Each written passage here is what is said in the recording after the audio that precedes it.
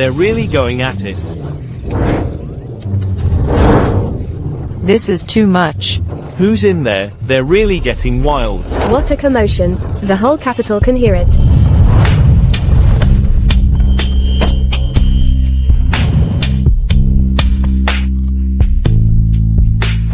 My head hurts. After drowning in the river, where on earth did I end up?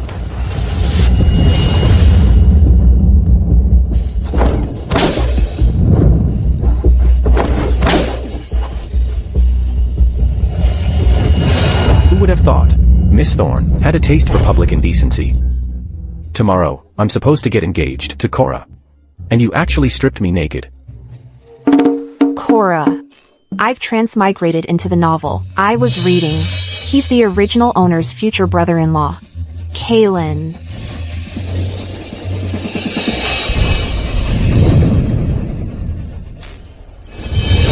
He's quite a looker. But his mouth is foul. Morwen. Take the news of Miss Thorne molesting me, and spread it far and wide. Make sure everyone in the capital, and the Thorns hears all about it. It's the young Duke. Brother-in-law, calm down. Don't air our dirty laundry in public. Can't we just pretend this never happened? You had your legs wrapped around my waist. You didn't just strip yourself. You stripped me too.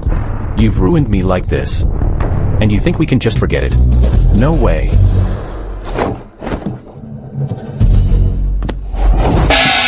Miss Alara Thorne, in broad daylight, molested the young Duke of the Ducal Manor. Miss Thorne actually molested the young Duke of the Ducal Manor. In broad daylight, molested the young Duke of the Ducal Manor. Is that for real? How utterly shameless.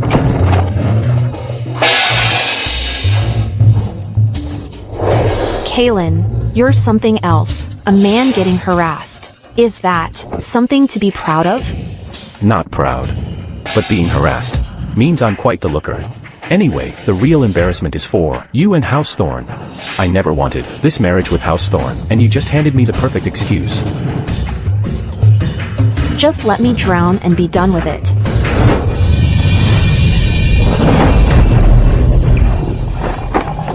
Drown her.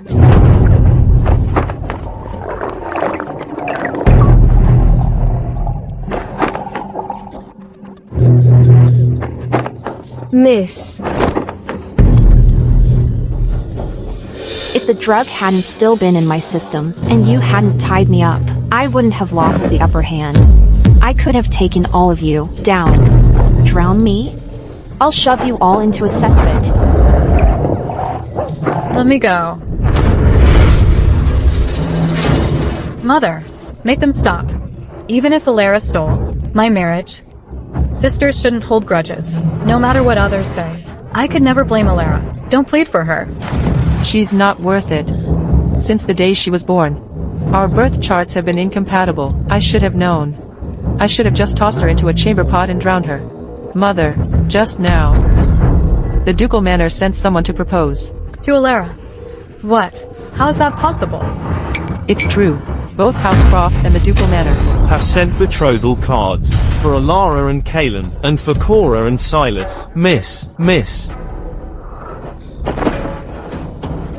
How could they treat you like this? In the novel, Cora was clearly into Kalen.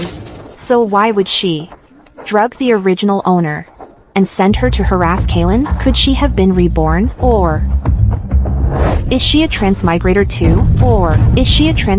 too? How could House Valerius be so foolish? Alara is so wanton and unrestrained. She should have been left in a nunnery and become a nun. Why would they still send the young Duke to marry her? Mother, what's done is done. There's no point in saying those things now. Why shouldn't I say it? She deserves to die. That wretched thing. She was sent to the countryside before she was even a month old. How could she have survived and grown up? Fine, she grew up. But why did she have to return to the capital to bring misfortune upon me? Escort Miss Alara back to her courtyard. Let's go.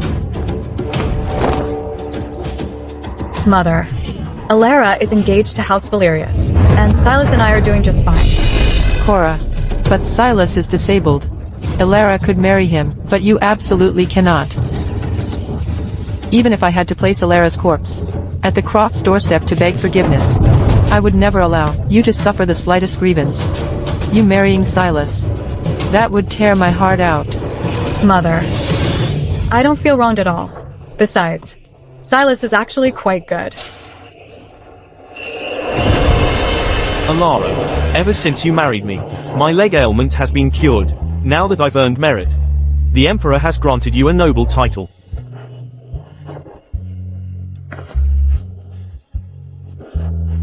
Thank you, husband. Cora is looking for death. How dare she have an affair with another man? Kaylin, I love you so much, but before you were even married, you kept a mistress. And you have a sweet-talking cousin at home. A sweet-talking cousin. Kaylin, you're the one who wronged me. I'm a woman too. I need love too. She seduced me. Have mercy. Have mercy.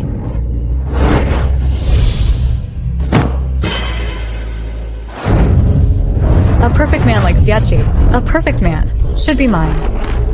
Elara should be the one to marry Kaylin and suffer, to be tormented by Kaylin. It's good for Zhao Jiao to marry Si Chi. I've sent people to make thorough inquiries. Si Chi's leg injury is almost healed. And Kaylin has a cousin he's smitten with, a cousin. Oh. It seems this really is the best arrangement.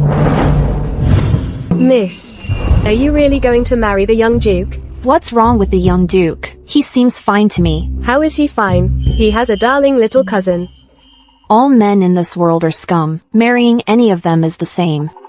That Kaylin may have a heart of stone, but he's got a fine backside.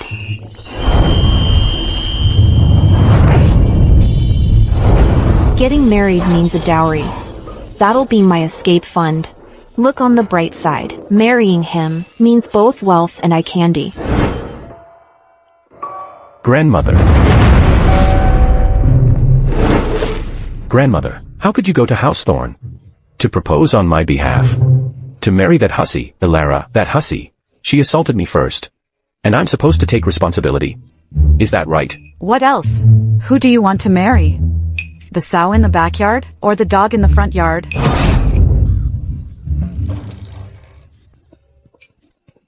Mother, must our Kaylin only be matched with beasts? Precisely to stop him from marrying pigs or dogs, I arranged for him to marry Elara. It was precisely to stop him from marrying a pig or a dog that I arranged his marriage to Elara. But that Elara, she's just so... Elara does have her shortcomings, but what about your son? Is he perfect in every way? I. But at least he's better than that Elara. Are you forcing me to air his dirty laundry? The shameful things he's done. If I were to speak of them, the ancestors would be rolling in their graves. Ever since he was born, the family tomb has been spewing black smoke. The marriage is settled. All of you, get out of my sight. Just looking at you gives me a terrible headache. Grandmother, you're absolutely right. I'll do as you say. Do as I say, my foot. Did you go out and do all those things? Because you were listening to me?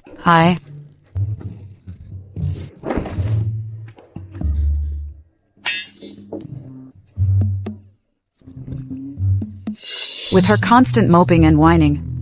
It's a miracle I've lived this long. I must be made of tough stuff. Excellent. Once Elara enters this house, it'll be her turn to sigh and complain. What goes around, comes around. Master Liao said that Elara's birth chart is the most compatible with Kaylin's. I hope he wasn't mistaken this time. They'll be compatible, hum. Young Duke, the investigation into Elara's past is in the letter.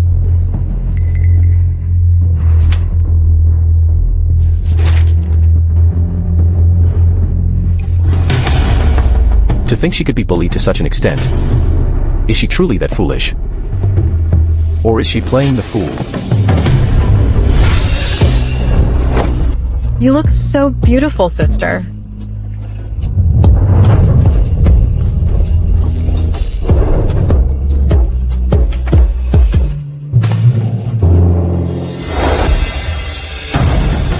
look especially lovely today, Alara. I can't compare to you. Your brain may not have developed well, but your face certainly did. Perfect for using your looks to get ahead. It's just a shame that Kayla isn't interested in that sort of thing. I am indeed beautiful. And you, sister, are indeed inferior to me.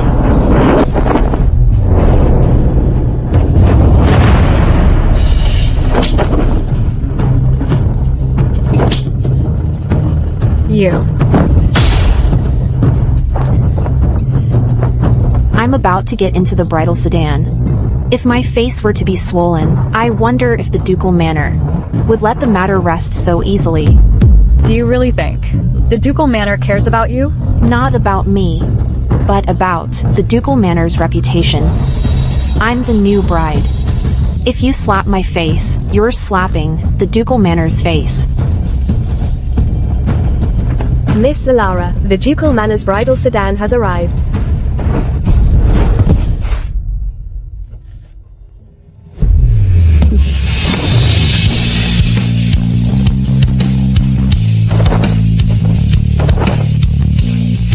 Let's go, Lark.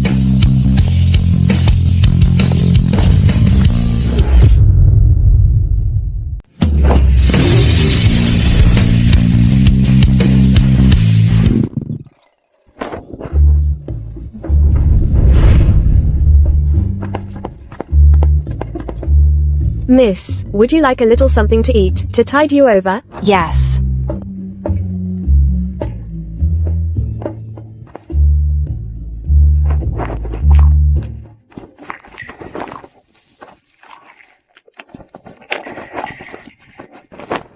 I never would have thought the pastries at the ducal manor would be this delicious.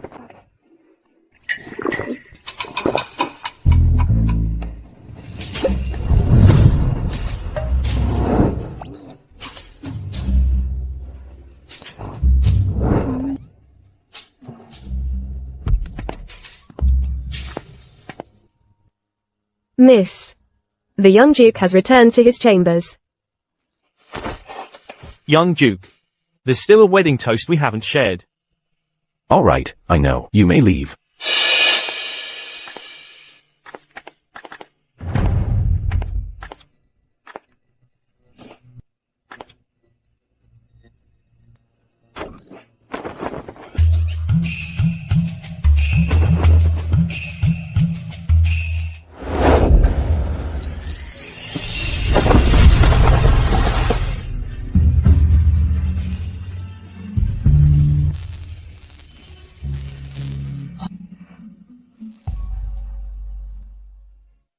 Brother-in-law. Brother-in-law, my ass. Husband. My apologies. Act normal. Could you at least wipe the crumbs from the corner of your mouth? Husband. You're so mean. Someone. Bring some food. Yes, sir.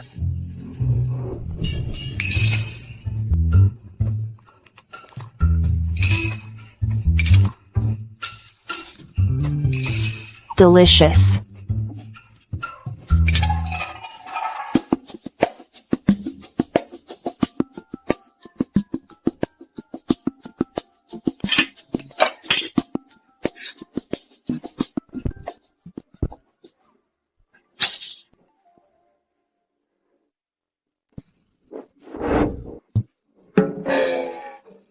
Husband.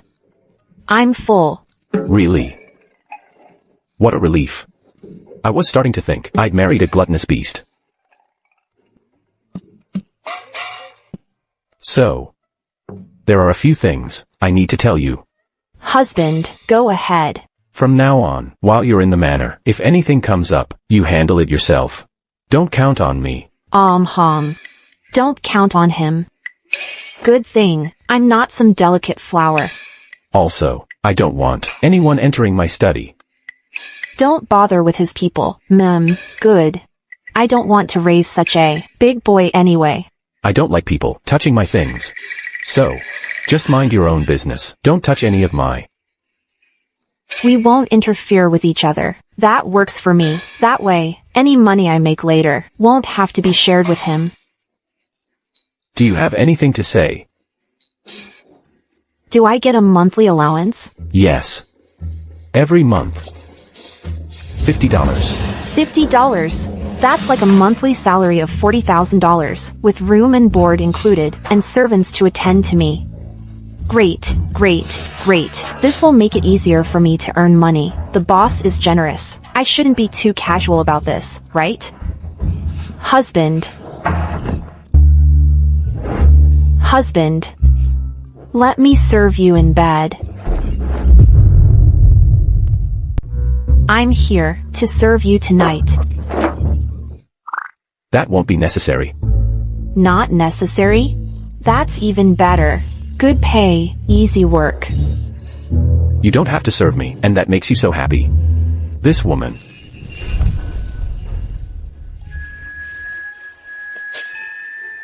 Husband. Can I dislike Iris? We just got married today, and she's already dancing in front of me. All weepy and whiny, as if she's cursing me to die. What if I said no? Unreasonable, you jerk. What did you just say? You jerk. I wasn't insulting you. You misheard, darling. I was just praising you, saying you're handsome and dashing, peerlessly beautiful. Alright, let's just go to sleep. We have to get up early tomorrow for the tea ceremony.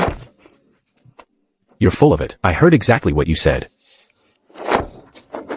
I didn't say it. I didn't insult you. I heard you. I didn't. I heard you. I didn't. No. No, I didn't.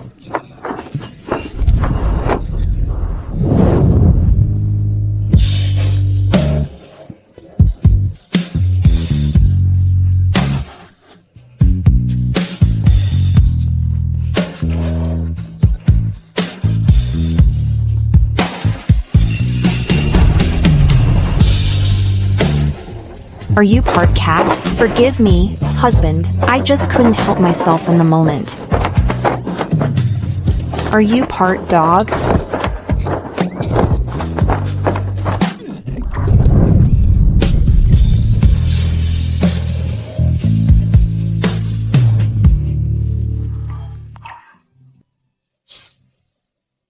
It's a draw. I got pretty roughed up. Kaylin didn't fare much better. So, I guess that's another form of marital harmony.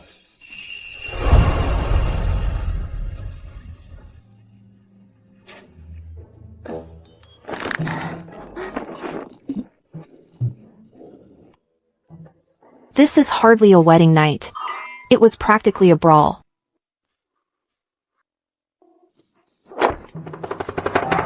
I never would have guessed.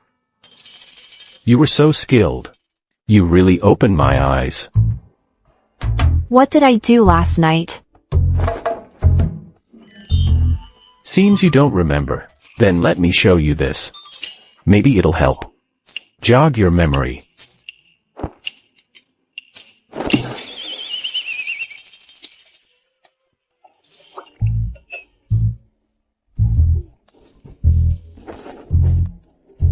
I did this last night. MHM. Then, husband, why didn't you dodge? Right. Why didn't I dodge? Wait. I was in the heat of the moment. Who had time to dodge? In that instant, not only did I not want to avoid it, on the contrary, it got me excited. What do you mean? Did I do something wrong? Husband. That's not what I meant. When it comes to the pleasures of the bedchamber, what could possibly be wrong? Oh. Young Duke, young mistress, it's time to go serve tea to the matriarch and Madame Alara. Coming.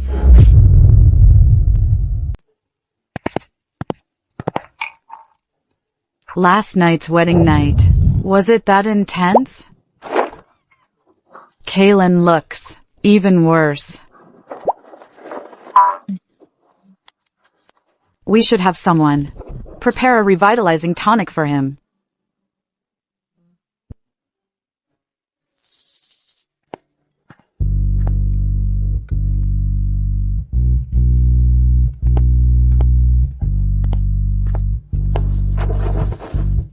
Your granddaughter-in-law pays her respects, grandmother. Please have some tea, grandmother. Good girl.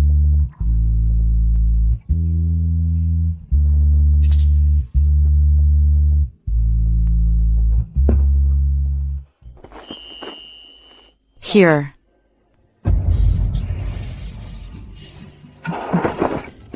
From now on, live well, with Kaylin.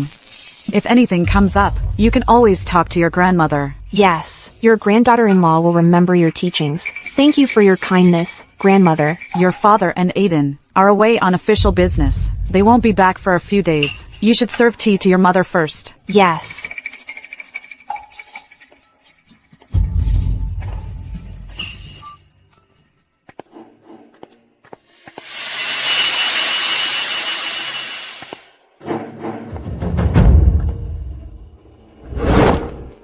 Please have some tea, mother.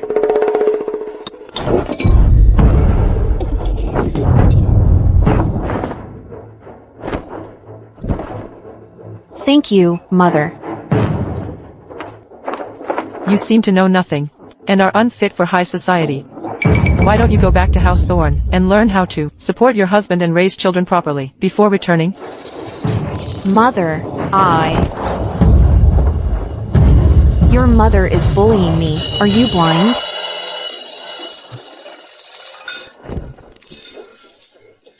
Are her hands made of iron? Does she eat so much, just to build up her strength? My hand is about to break. Heaven has eyes. Finally, someone can keep this little devil in check.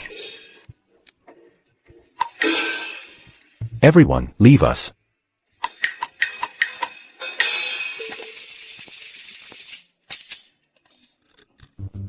Kaylin, what are you doing?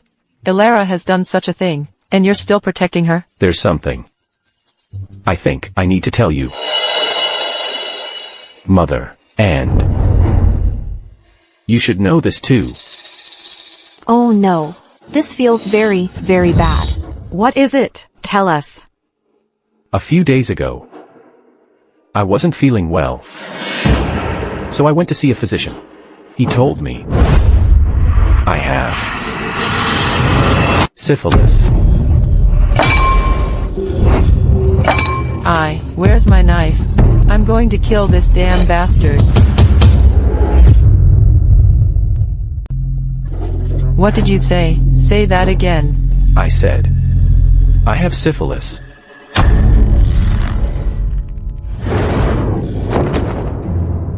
You're playing a joke on your grandmother, right? No. Do you have anything to say? You hit me.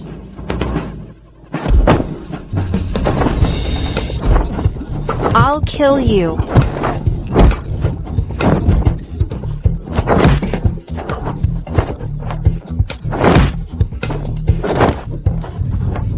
Stop. You're going to be the death of me, and I can't even hit you?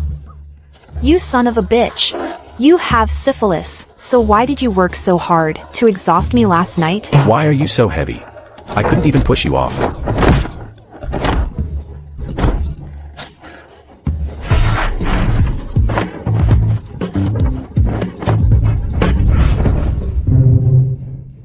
Ilara, well done. But what's done is done. Do you have anything to say? Grandmother. When I die, can I wear red burial shrouds? Can I choose my favorite hairstyle? I want to be a beautiful ghost. She wants to be a vengeful spirit, because her death is unjust? If that's what you like. Of course you can. I originally thought that after marrying in, I'd support my husband and raise children.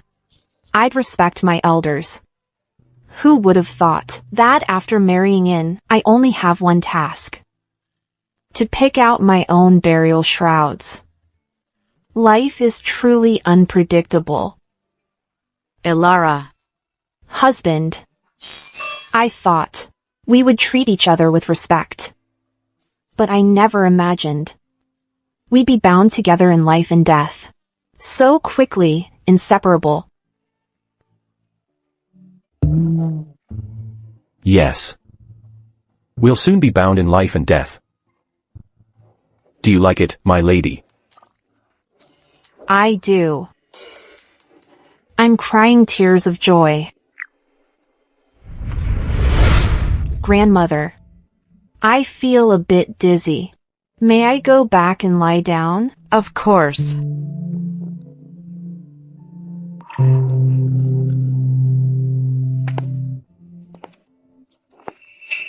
You son of a bitch, how dare you lie to me? Just you wait, I'll make you pay for this. Life is truly unpredictable. Tell me the truth. This syphilis business, is it real or not?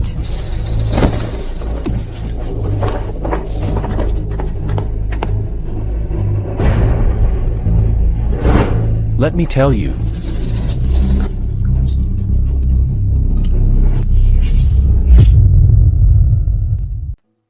Miss.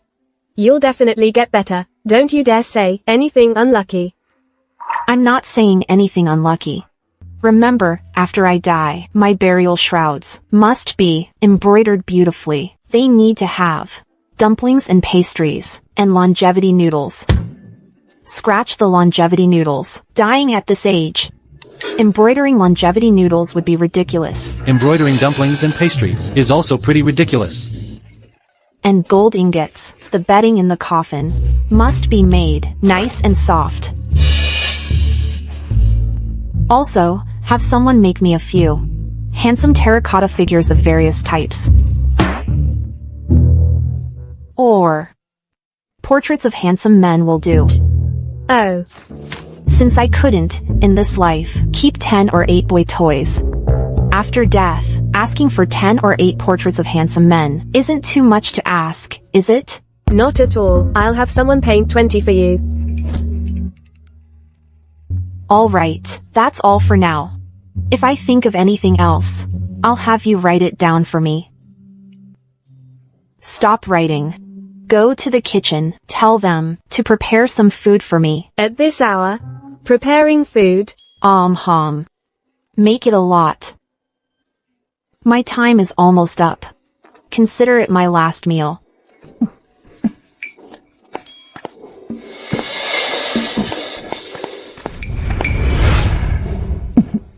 She never got to keep 10 or 8 boy toys. What a pity. And she wants portraits of handsome men for her burial. Well, that's just like her.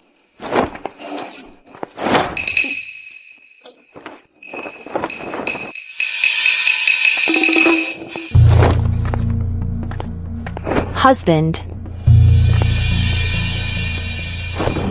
I knew it.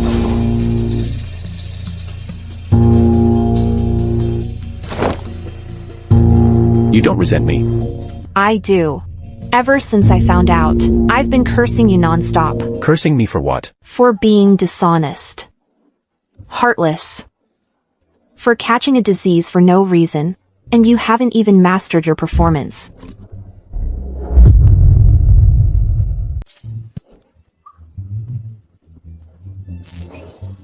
Performance isn't good. This woman, do you even hear yourself? What kind of raunchy talk is that? You dare laugh at me, not good in bed. That kind of evaluation, no man could accept that. You really have no filter, do you? The way I talk is just a bit too blunt. Besides, we're already at this point. It's better to be honest. I'm full of resentment, but I just have to let it go. From the moment I was born, I was dumped in the countryside, left to fend for myself. When I returned to the capital, I tried so hard to please my family, but I was still looked down on and targeted. After going through all that, I've learned one thing. What thing? If it's good fortune, I'll accept it. If it's hardship, I have to endure it. Otherwise, what else can I do? No one cares for me, so I have to be good to myself.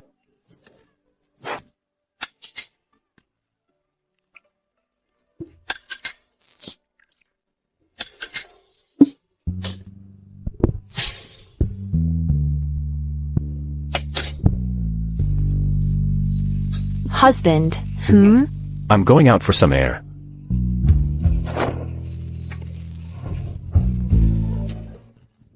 She sounded so pitiful.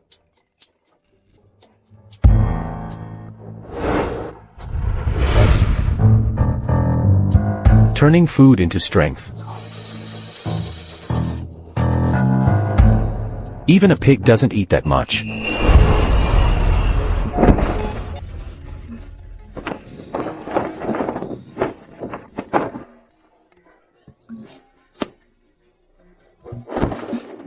Are you making pancakes?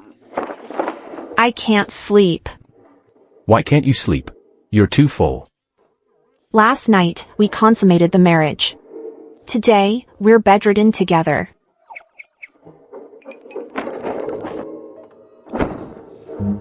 Husband. I'm going to take a walk in the courtyard. That way, I won't disturb you.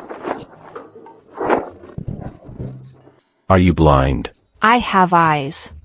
Too bad they're not cat eyes. It's pitch black in here. I can't see a thing. Did I roll onto you? Let me see where you are. Here? Stop groping around, damn it. Is it here? Here, once they're married. And have consummated the marriage. They're truly a wild pair. Today, I'm going to see what syphilis is. You have no shame. Do you think someone with syphilis has any shame?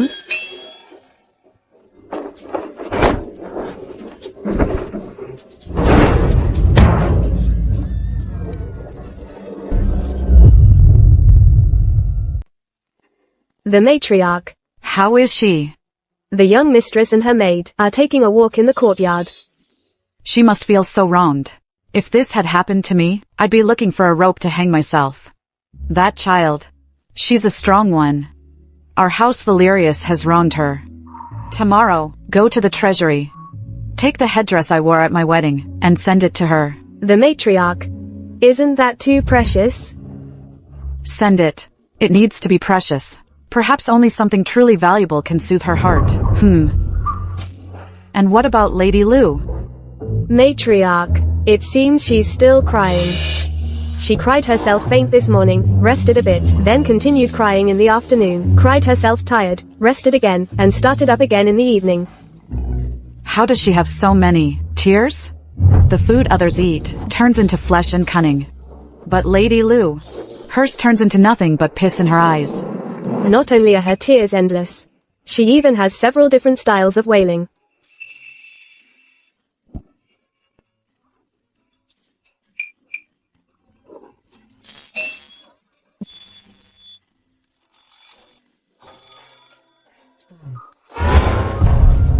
It's not even dawn yet. She's already here to pay her respects. She knows I didn't sleep until midnight. She's deliberately trying to torment me. Madame Alara, the young mistress is just being filial. I doubt that.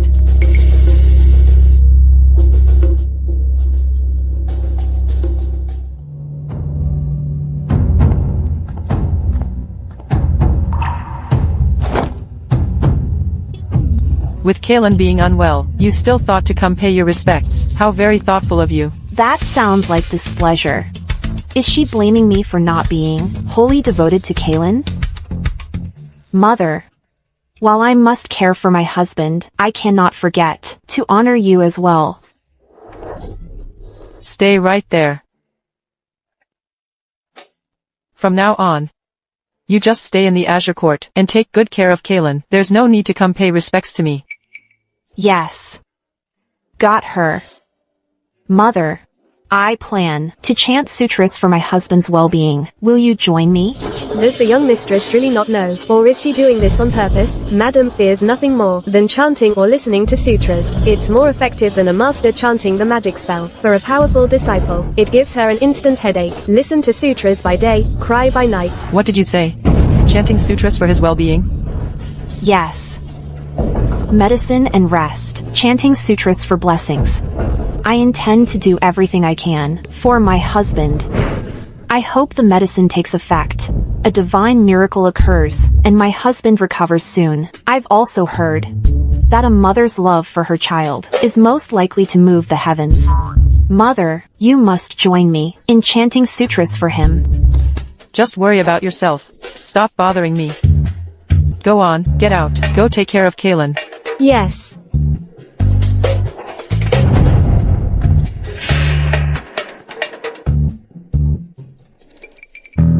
I thought she was just indecent. I never expected she'd also be fond of chanting sutras. The more I see her, the more frustrated I get.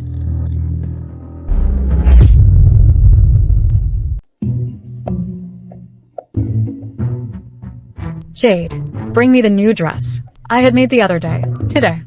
I want to wear that one. Miss, but that new dress, isn't it for when you meet Lord Silas tomorrow? No. I want to wear it today. Alara's coming home today. I want to dress up nicely. And let Kaylin know I'm better than Alara in every way. I want Kaylin to be unable to forget me. I want him to taste the pain of unrequited love. Cora. Why are you up so early? Alara's coming home today. Naturally, I came early to greet her. So she's coming home. It's not like it's some big deal. Is it worth all this fuss? Mother, you shouldn't speak of Alara like that. Alara is now the daughter-in-law of the ducal man. We can't afford to slight her. A good-for-nothing like her. Even if she's become a lady of high society. Humph. She'll never amount to much. Look at how foolish she is. Humph. Who knows? She might get divorced any day now. Hearing such words, she remains completely unfazed. What's this? The original owner endured words and beatings 1,000 times more vicious than this. My lady, Miss Cora, Miss Alara and the young master have arrived.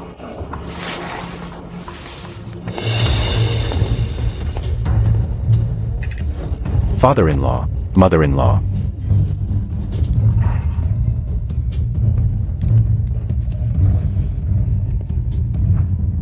Father-in-law, please have some tea. Mother, have some tea.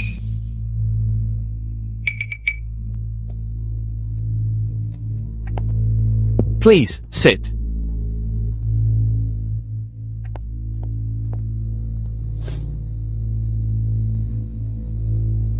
You two are now one. From now on, you must care for each other. Yes, yes, you two must live well together. Alright. You have a good chat with Alara. My son-in-law and I will go to the study.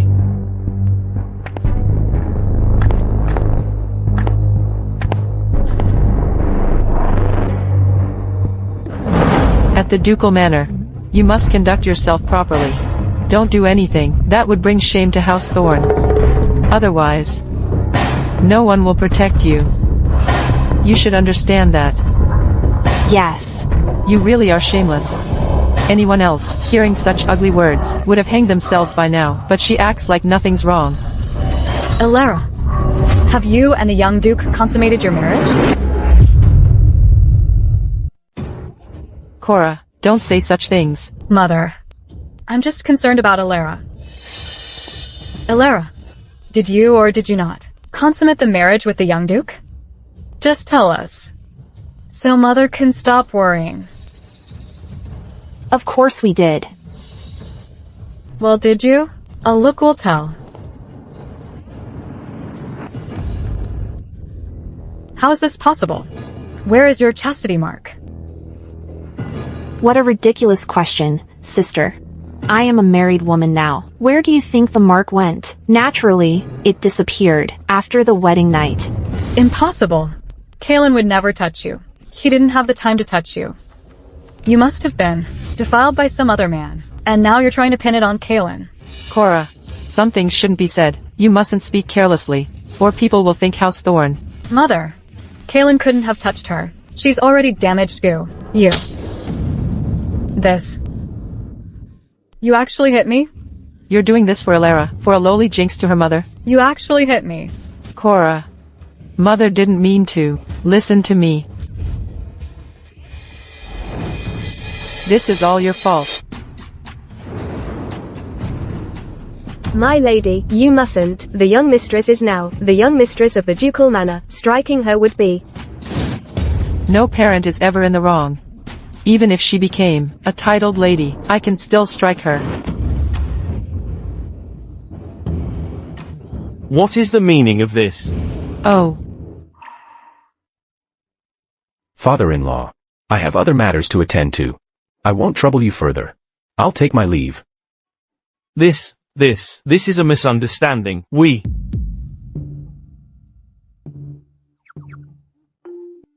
What's wrong with you? A wife should follow her husband's lead, don't you know that? Do I have to carry you? Oh. young Duke, do you feel that House Thorn has been remiss in its hospitality? Mother-in-law. I was just struck, and I'm supposed to be satisfied. Have I lost my mind, to be honest? The sight of you disgusts me. I suppose this is the legendary lack of a good feeling. Look at this old man. This is outrageous.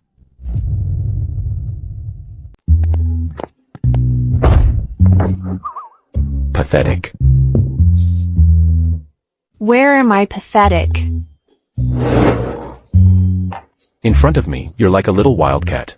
You bare your claws the moment you're unhappy. But in front of your mother, why do you just stand there and take the scolding? Well, didn't you come to play the hero? Besides, I curse her in my heart. She can't hit me. I'm not. The original owner who just stands there and takes it. What did you curse her for? I cursed her for not being as lovely and charming as me. That's a nasty thing to say.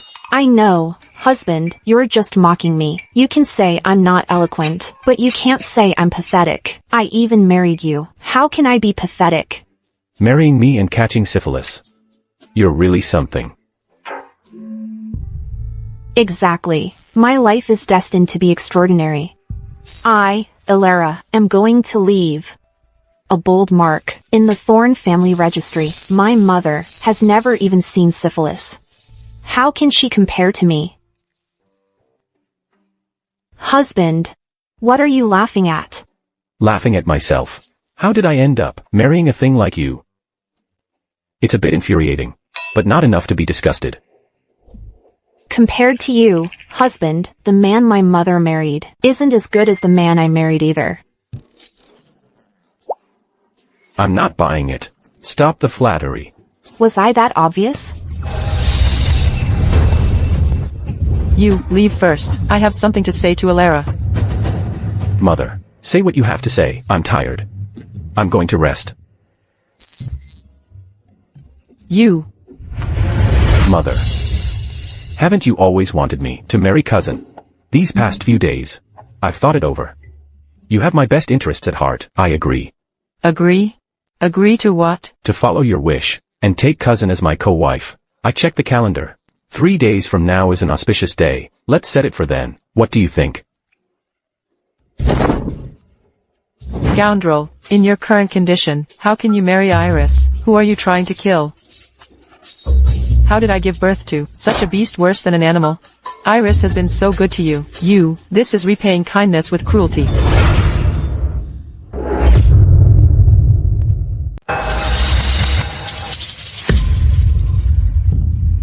Ilara.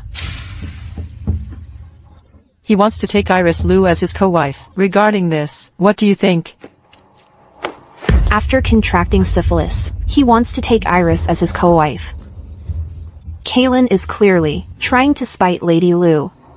That Kalen, he's always so underhanded. No wonder in the novel, his reputation was to disown everyone. Mother-in-law. This matter, what can I do about it? What can you do? How can you even ask such a stupid question? Of course, you must stop him. You absolutely cannot let him do this. If this gets out, then he would be endangering a life. When my husband married me, I didn't know about this either, but I never felt that my husband was endangering my life. I think my husband wanted to Weather the storm together with me. For you to speak of him like that, he must be so heartbroken. It's just that I never imagined The person my husband wants to weather the storm with isn't just me alone. There's also my cousin, mother-in-law. What should I do? I'm truly so heartbroken. What are you doing? Don't touch me. Get away. Sister. My feelings for cousin are genuine. I beg you, please grant us your blessing. I only wish to stay by cousin's side. For the rest of my life, I will never compete for his favor. Cousin, look at you. What are you doing? Get up, please. A lifelong commitment is not for me to decide. Although mother-in-law told me to stop it, a wife must follow her husband, since my husband has agreed. I naturally defer to his wishes. You're so kind, sister. Aunt, please grant us your blessing. Aunt. Iris. You. Elara. Men handle external affairs, women manage the household. The matter of selecting a co-wife is inherently a decision for the inner quarters. I was too rash before, so this matter should be left to my lady's discretion. Kaylin! You son of a bitch! Are you handing this to me? You're clearly setting a trap for me. If I agree, Lady Lu will skin me alive immediately, and the matriarch won't be pleased either. Darling. Such an important matter. How can it be my decision? However, since both you and mother-in-law say I should decide, then I'll go ask grandmother. You. Grandmother. That's how things stand. Grandmother. Your granddaughter-in-law truly doesn't know what to do. You little devil. I curse all your ancestors. Is that even a human thing to do? You did the right thing coming to me. As for this matter, don't worry about it for now. Your mother-in-law and I will handle it. All right. However, Iris knows full well about Kaylin's condition, yet she's determined to marry into this family. What are your thoughts on that? Perhaps. She's truly devoted to my husband. Or perhaps. Or perhaps what? It's fine. Speak your mind freely. Yes. Or perhaps. She has ulterior motives. Why do you say that? Maybe I'm just judging others by my own standards. Before I married into this family, if I had known about my husband's illness, I would never have dared to go through with it. When I first learned of his condition, every time I close my eyes, I see myself rotting away. I was so scared. I was terrified I would rot away. I know, child. You've been wronged. I did feel wronged. And I was furious. But more than anything, I desperately hope for his recovery. Because I know my husband is my partner in life, the one I face hardship with. He is my family and my support. I'm glad you see it that way. If you ever face any difficulties in the future, come and tell me. I'll stand up for you. Thank you, grandmother. No need for thanks. You're my granddaughter-in-law. It's only right that I protect you. You spread the rumor that Elara was dull and foolish. She's clearly clever and quick-witted, knows what's important, and knows how to speak properly. She knows the matriarch prefers honest people. Right now, she's with the matriarch, and has secured her footing. Elara, you should go back and rest now. Nanny Gue, first escort the young mistress back. Then have Madame Elara come see me. Yes. This way, my lady. Aunt, to share hardship with cousin would be my good fortune. I beg you to allow it. My dear Iris. You mustn't marry him. You mustn't marry him. Aunt, even if I have to beg you. You can't marry him. Even when my parents died, I couldn't cry like that. Madame Elara, the matriarch asks that you come with me to see her.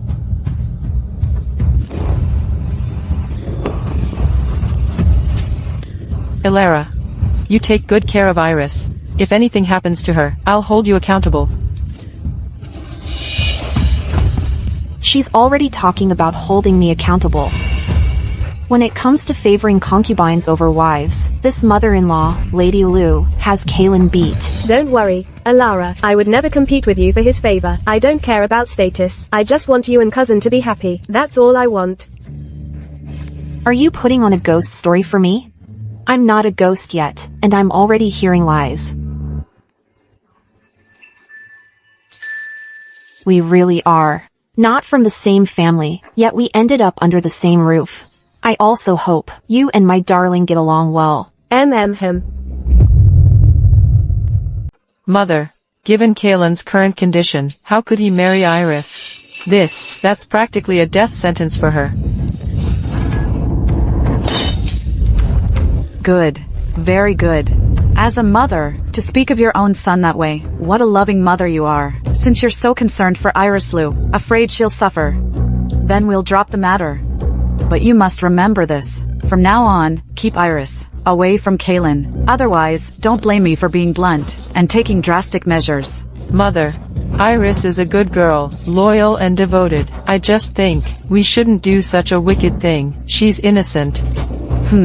So, I'm telling her to stay away from Kaelin. If her reputation is tarnished, Kaelin cannot bear the responsibility. But once Kaelin recovers, he can marry Iris then. Isn't that simple? What if Kaelin's health doesn't improve for 8 or 10 years? Would you still want your niece to wait that long? For that long? What if it truly takes that long? 8 or 10 years. That's far too long. Iris cannot be wasted like that, even now. Your mind is wholly set on scheming for Iris Lou. You haven't given a single thought to Kaelin's well-being. In the future, if Kaelin treats Lady Lou harshly, I will not stop him. All these years, Lady Lou has done too many things that have broken Kaelin's heart.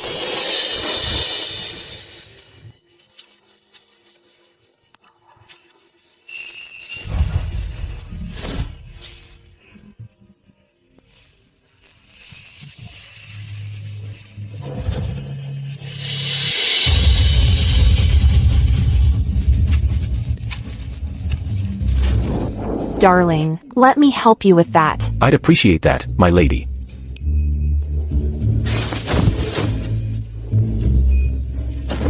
Being a dutiful wife is hard work. I was just being polite. I didn't expect that bastard to actually take me up on it this time. Darling, Cora's getting married the day after tomorrow. Have you heard? And? So, I'd like a new set of headdress. Could you spare some silver? That look. That's the exact same smile that guy gives the Emperor when asking for funds. All loyal and virtuous, and utterly disarming. How much? $100. No. $50? No. Then how much do you think, darling, would be appropriate?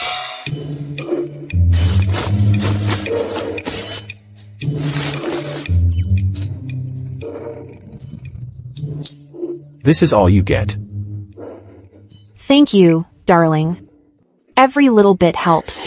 Come on. Give me a smile. Darling, we're a proper married couple. We can't be doing things like a common harlot. The money's too little. I don't feel like smiling. Enough nonsense. Smile.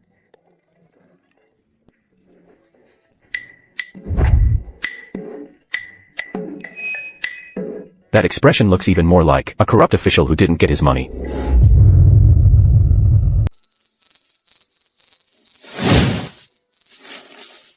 Do you really think Iris is a loyal and righteous person? Should I keep playing dumb? Or become Kaelin's partner in crime? Stop joking around.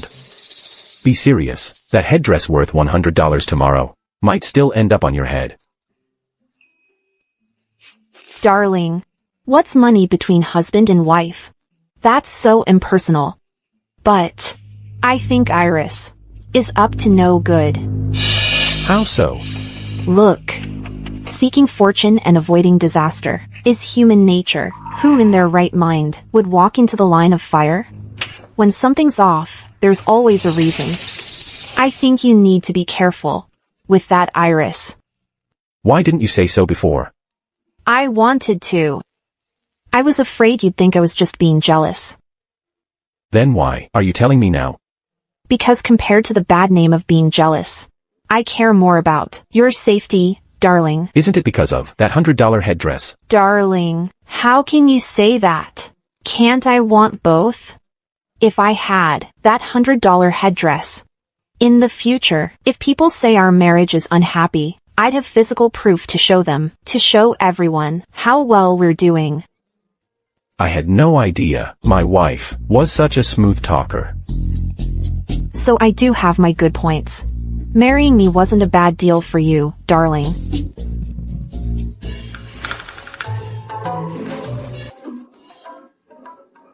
So, darling, when are we going to buy that $100 headdress? How about we go tomorrow? If you're busy, I can go by myself. Are you trying to weasel out of it? You bastard.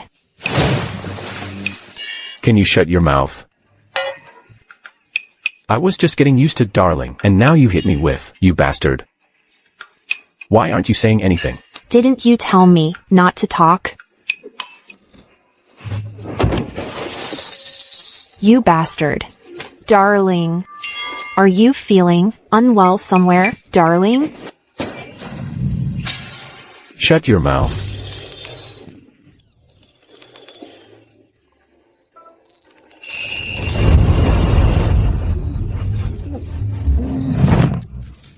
Are you trying to kill me, headdress? You bastard. Money. Cousin. Is this a case of daytime thoughts becoming nighttime dreams? Or are you deliberately talking in your sleep to annoy me?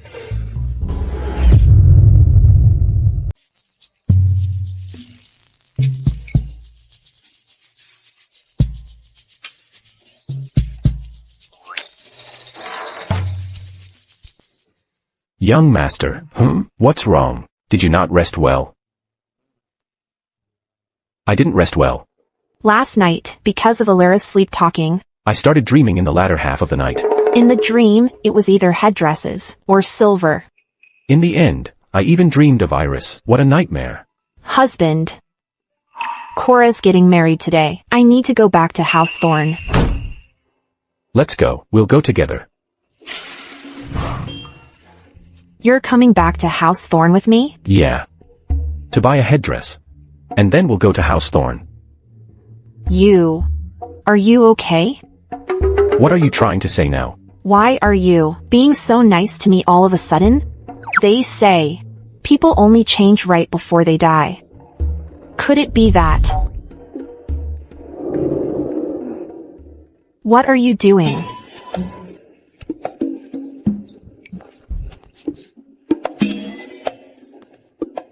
Husband, how come you came out so quickly?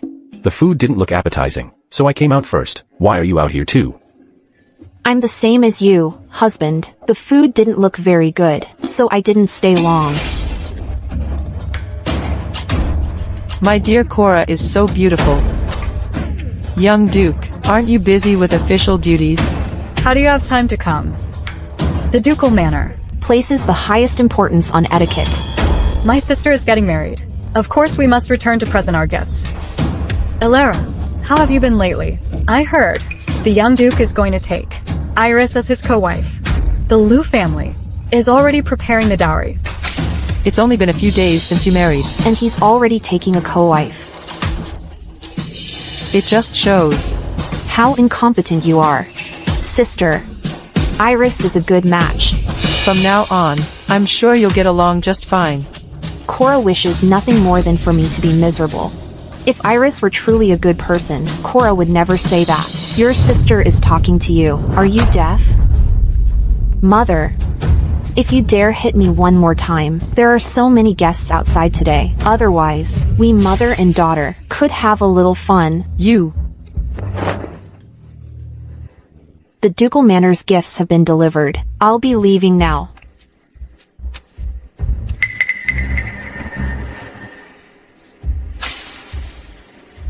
Silas's leg is healed. Are you sure you didn't come out because you saw Silas in pain and couldn't stand it?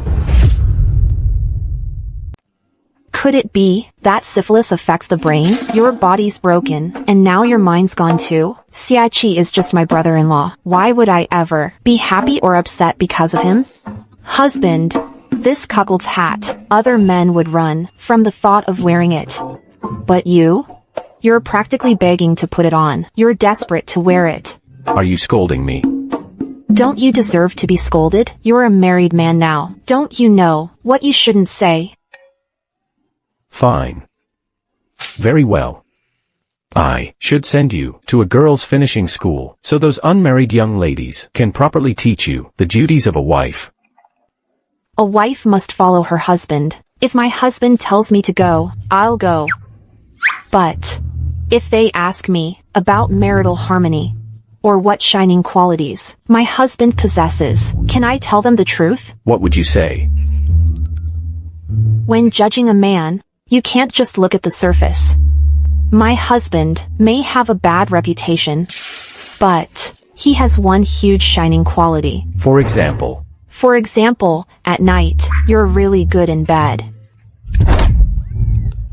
Can you not blurt out every single thought? What's shame between husband and wife? Could we even be married if we were shy? When I want to kiss you at night, should I be all polite and ask, husband, may I molest you? Can you just shut your mouth? Why should I shut up? You're good in bed. It's not some shameful secret. If I said you were bad, then that would be something to hide. Anything else to say? You son of a bitch, you actually spanked me really hard. Yes. Speak. Good. At least you know you were wrong. There's still hope for you. Husband. Those couple of spanks you just gave me felt really good. I want you to spank me a few more times. Can you?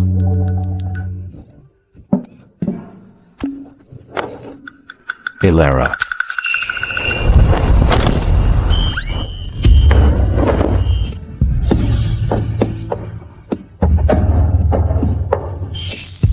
Be careful, don't fall.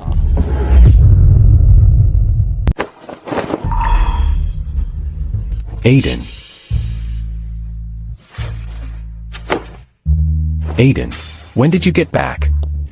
Well, originally, I should have been back before your wedding, but something came up. I was delayed. I missed your ceremony. My apologies. You're too kind, Aiden. Morwen. Escort her back to the manor. Aiden and I have matters to discuss. Yes, sir. Miss Lu, why is she so determined? Why must she marry the young duke? Who knows? Maybe it's because of Kaylin's terrible temper. After all, in the entire capital, it's hard to find someone with a worse temper than Kaylin. Go on. Why did you stop? Why Miss Lu is so, I really don't know. But I'm sure she's not like me. Who just wants a husband who's good with his hands and gives a comfortable spanking. Kaylin, I really didn't expect. She really is shameless. To say something so brazen out loud. And I really didn't expect that Lord Pei has a habit of commenting on a married couple's private talk. You. Kaylin, I advise you, a woman like this should be divorced as soon as possible. To spare yourself the disgust, Iris and you are a match made in heaven. You should divorce her and directly make your cousin your official wife. Someone like him is just an obstacle. Miss, I'm going to tear his mouth off right now. Don't bother. I'll do it. Try laying a hand on me. Alara, you damn woman, how dare you hit me? I'll fight you to the death today.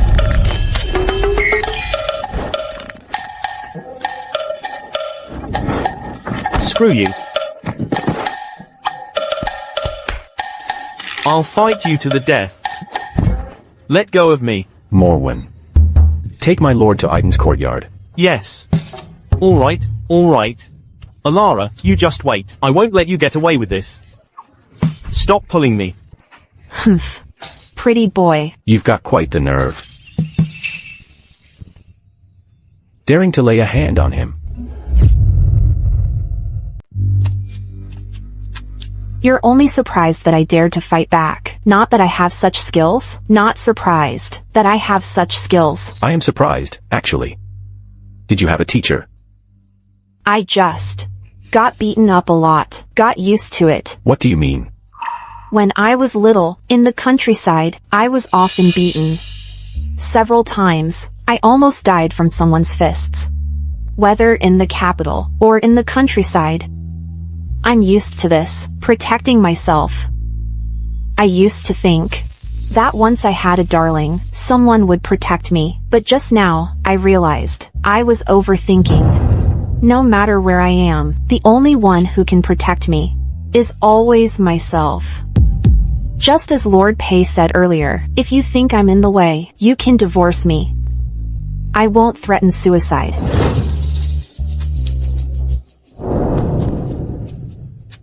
Don't think that just because you're like this, I'll feel sorry for you. Talk. You really don't feel sorry for me at all? Not at all. Then that fight I just had with Lord Pei, was it all for nothing? So, everything you did just now was for my benefit. Not entirely. I was hoping you would protect me. But in the end, I didn't get that. So, in my sadness, I thought that if I got hurt while fighting, you'd feel sorry for me. I didn't expect Lord Pei's skills to be so poor.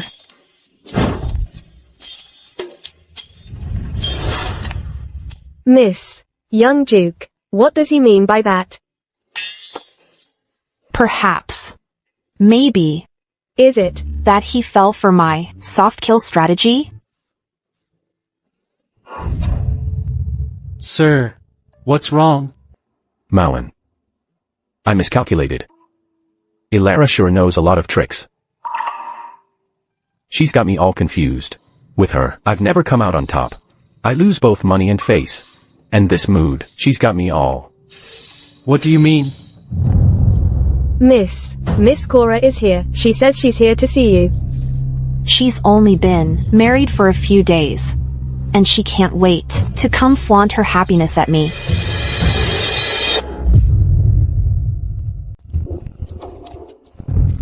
Madam Alara, she requests your presence. Lark. Take Miss Cora to the Azure Court and wait for me there. Yes, Mom. Elara, since I'm here, I might as well accompany you. It's perfect timing. I can also pay my respects to the matriarch.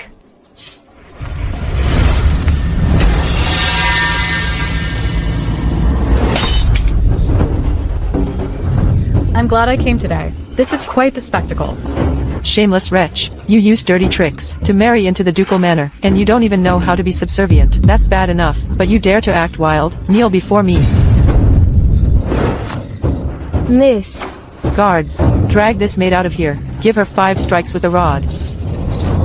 Yes, Mom. Mother. Miss, if you have a problem, come at me. Miss. Don't take it out on Lark. Come at you? Oh, wonderful. How dare you lay a hand on the Princess Royal's son? Do you have a death wish? If you want to die, go ahead. But don't you dare drag the entire ducal manor. Down with you. Madam Alara, young mistress, perhaps. Silence. Today, no one is allowed to plead for her. It's just as I thought. Your mother thought you were a jinx, so she abandoned you in the countryside. She had good reason. Otherwise, the entire Yun family would have been doomed by you. Lady Lu, please don't be angry. My sister didn't mean to have a conflict with Lord Pei. I think she might have been in a bad mood. She acted on impulse and did something irrational. She has the nerve to be in a bad mood. On my wedding day, Elara kept crying to me.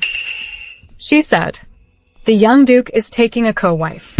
She felt terribly wronged. A fine young lady like Iris. Because of you, she's been reduced to being a co-wife. You shameless. How dare you claim to be in a bad mood? Beat her now. Beat her mercilessly. Madam Alara, the young duke is here. Kalen is here, so what? He dares to defend her, that shameless woman, just to spite me, his own mother.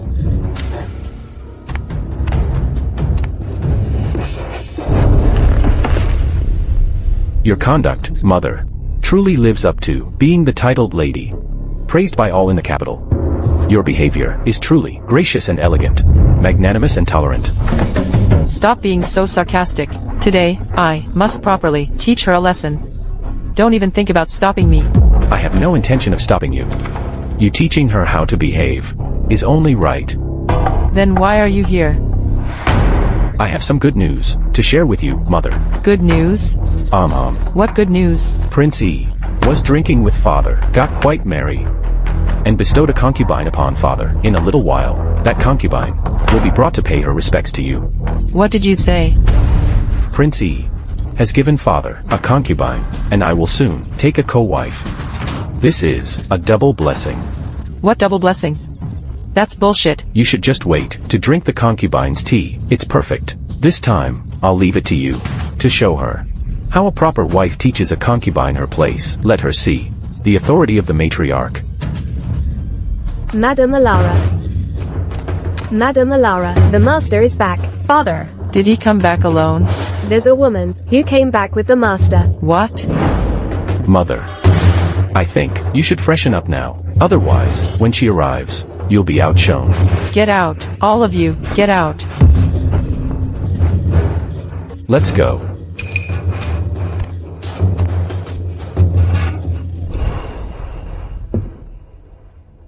You stay here and rest. I'm going to talk to the young duke. I'll check on you when I get back.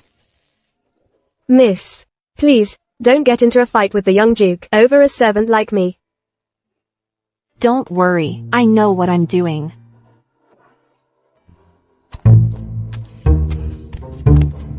We need to talk. About what?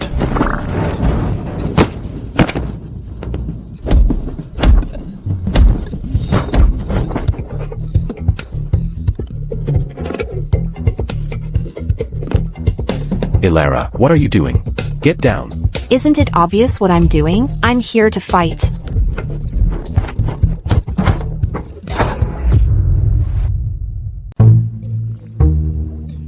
Just divorce me already. That way, your mother won't be my mother-in-law anymore. I'll tear her mouth off. I, an outcast of House Thorn, an abandoned wife of House Valerius. I have nothing left to lose. What wouldn't I do? Get down. I won't. Do you really think I have no heart? I can be hurt too. I can be sad too. You and your family don't have to like me. You don't have to care about me. But you can't disrespect me like this. Today, if you don't divorce me, I'll fight you to the death.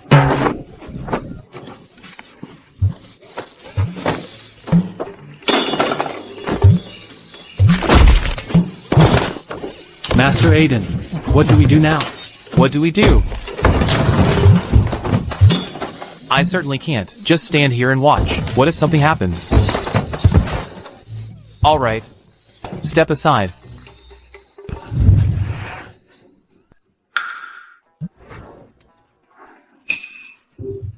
Kalen looks like he's being assaulted. Do you want to listen to a couple's quarrel? Get out.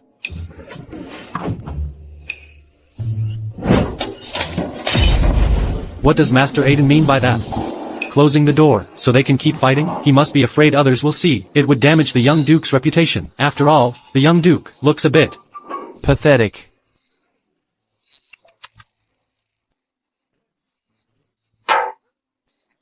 Morwen, go fetch a physician. Have the physician come check. If Ilara is hurt, if she's injured, treat her properly. If she's not hurt, have him prescribe her some tonic. She needs to build up her strength. Whose side is Master Aiden on, anyway? Is he a brother from the husband's side? Or the wife's side? Go on. Master Aiden.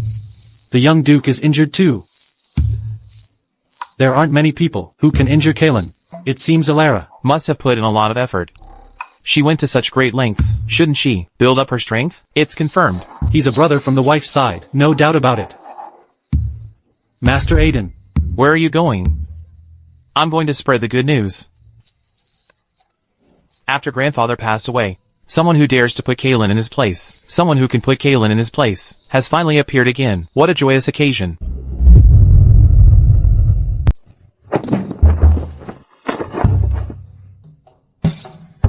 Are you done yet? Not yet. How boring. Go on. What else do you have to say? Husband, your face is hurt. And? You want to atone with your death? You made me bleed on the wedding night. I made you bleed from a fight. That just means you're good in bed, and I'm good at fighting. We really are a perfect match. Regrets, regrets. You'll regret not studying when you're young. And you'll regret not studying when you need the knowledge. If only I'd read a few more books, I could have a good comeback right now, to talk back. Husband, I just heard.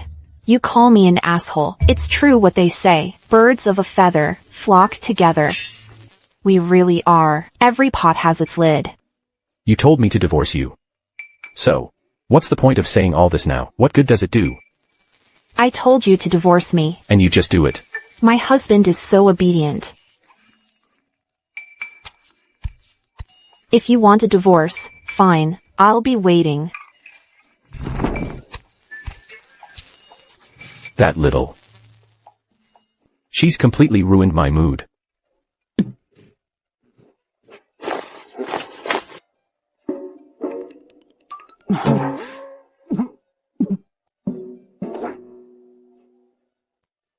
Maybe I should have listened to her. And just divorced her. How did I end up marrying such an impossible woman? Now this woman dares to act wild all over me. Who knows how she'll torment me in the future, when she was sitting on me just now. For a moment, I actually wanted to steady her, help her adjust her position. Let her sit in the right spot. I must be possessed. Grandmother. You really missed it. Kalen just let himself be pinned down, and then Alara just started wailing on him. I never thought I'd see something like this happen. I mean, that kid Kalen, he's always been such a handful. And now, to be brought to heel by a woman like that. Kalen was pinned down and beaten by Alara? Yes. Excellent. Well done. Well done indeed.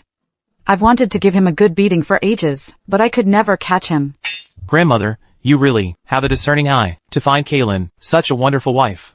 If she were too soft-hearted, Kalen wouldn't bother to cherish her.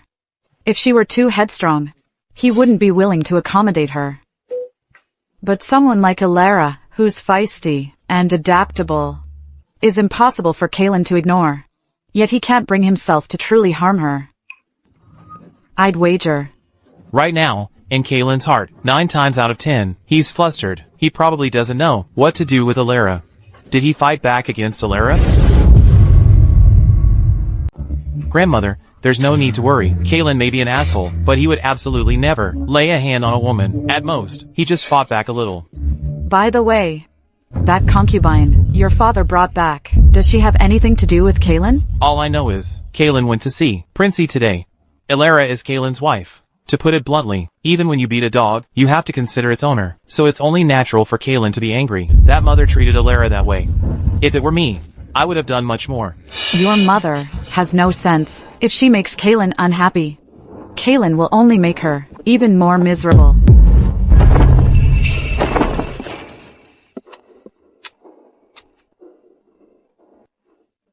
Husband, couples who quarrel at night make up by morning. Should we give it a try? I've also heard that after a fight, doing, makes it easiest to get pregnant, and the babies are usually very pretty. Shouldn't we seize this rare opportunity? Alara, what exactly do you take me for? You hit me whenever you want, sleep with me whenever you want. How can you treat me so terribly? Who else could it be? It's you, my husband. I must be crazy. We were just fighting, our bodies rubbing together. Your body's reaction. Shut your mouth. If you say one more word, I'll sew your lips shut. Shrew. Let's sleep.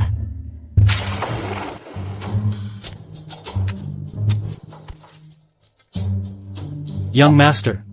You can't go out like this. You have injuries on your face. If people see them, it'll damage your reputation. Young master. What? What is it? If others see my injuries, do you know what you should say? That you got them accidentally during martial arts training? In your training, do fingernails cause these kinds of scratches? Scratches. It's not impossible. But young master, you have bite marks, biting yourself. Even with peerless martial skills, that's just not possible. Young master, what exactly should I say? Just say you gave them to me, in bed. Young master, that's absolutely not acceptable. If you and I scratched each other's faces in the same bed, people would think we're gay. Why is my life so bitter? After all these years, by your side, I haven't earned any merit, but I've earned the reputation of being gay first. Mother. Sir, suddenly brought a concubine home. Beforehand, he never said a word to your daughter-in-law. What am I supposed to do? A woman should be magnanimous and tolerant. She should regard her husband as her heaven. Men give orders, women obey. Isn't that what you told Elara? I thought you made an excellent point. Very virtuous. So why are you suddenly crying to me about this? I did say those things, but that was to demand it of Elara, not to demand it of myself. With this concubine entering the household, you, as the matriarch, can set a good example for Elara. If you carry on like this, when Iris enters the household later, and Elara copies your behavior, don't you dare complain. Iris is to be a co-wife. She's not a concubine. A co-wife is a concubine. It's just a nicer way of saying it. For the rest of her life, she will be beneath Elara. In life, she must serve tea. In death, she won't even have the right to be buried with her husband. Mother, Iris will absolutely not pay respects or serve tea to Elara, and when she dies, she will definitely be buried with Kaelin. In that case, since Lady Wei has been by Lord Valerius's side for over a decade, pick an auspicious day and elevate her to co-wife. As for the household management, following your example, you need not concern yourself. Hand it all over to Lady Wei, this co-wife, to manage. From now on, tea serving and paying respects are excused. When Lord Valerius and his two sons return, you can explain to them that in our family, according to the rules you set, a husband cannot be buried with his primary wife. He must be buried with his co-wife. I'll have them find you a separate burial plot. As for you, you won't be entering the ancestral tomb. What? In the future, I'll follow your lead. Whatever you do to your daughter-in-law, I'll do the same. Go and inform Lady Wei to prepare, make preparations. The day after tomorrow is an auspicious day. Elevate her to co-wife. Yes. Aye. Madam Elara. What are you standing there for? Carry her away at once. Don't pass the sickness to me, lest she later be branded as unfilial.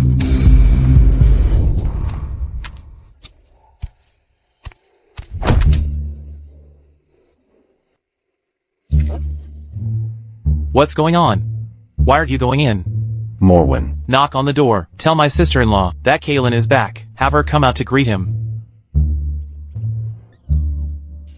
Go on. I'm numb. Let nature take its course.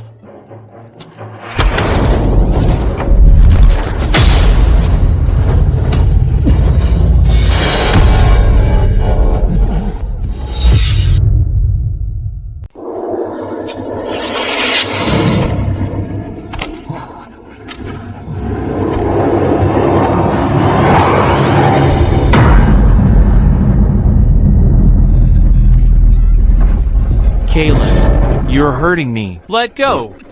Assassins. I know how to protect my master, but when a female ghost comes, how do I protect him if the ghost possesses someone? How do I stop it?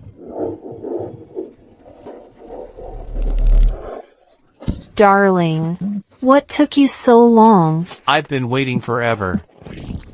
That damn woman. Her methods for murdering her husband are endless. Oh, it's you, sister-in-law. Well, I've learned something new. I've never seen what I look like dead. I don't know. But I've seen what Elara looks like dead, ahead of time. Aiden, you're here too. I was just passing by. Sorry. Did I scare you, Aiden? Even being polite is scary. So ghostly. Sister-in-law. Why are you dressed like that? This? Well, I read in the novel that this kind of outfit can spice up the marriage. Bullshit. This outfit only speeds up my trip to the coffin. What marriage? Darling, you're so clever. When I saw you, weren't pleasantly surprised. I knew everything in that book was bullshit. Get in here.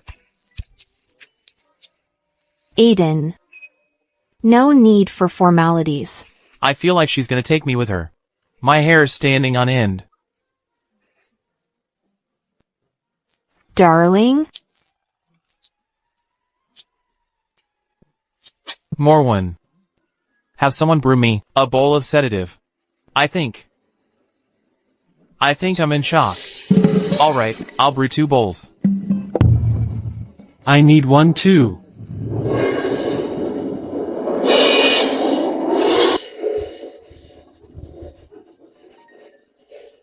What's going on? Ilara's voice and face. Keep floating before my eyes. It's a living hell. In the blink of an eye. Mother just humiliated Ilara, but Ilara almost made my mother bury her own child.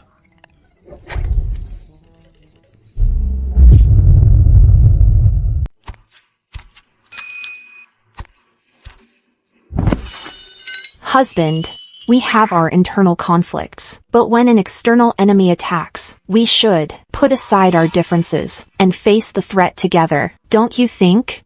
Is it just a conflict? I think we've already reached a fight to the death. Darling, we'll never get to that point. Who is this external enemy you speak of? Who else could it be, Cora? When Mother was scolding me today, she was right there fanning the flames, watching the show, stirring up trouble. I can't just let this go. What do you plan to do about it?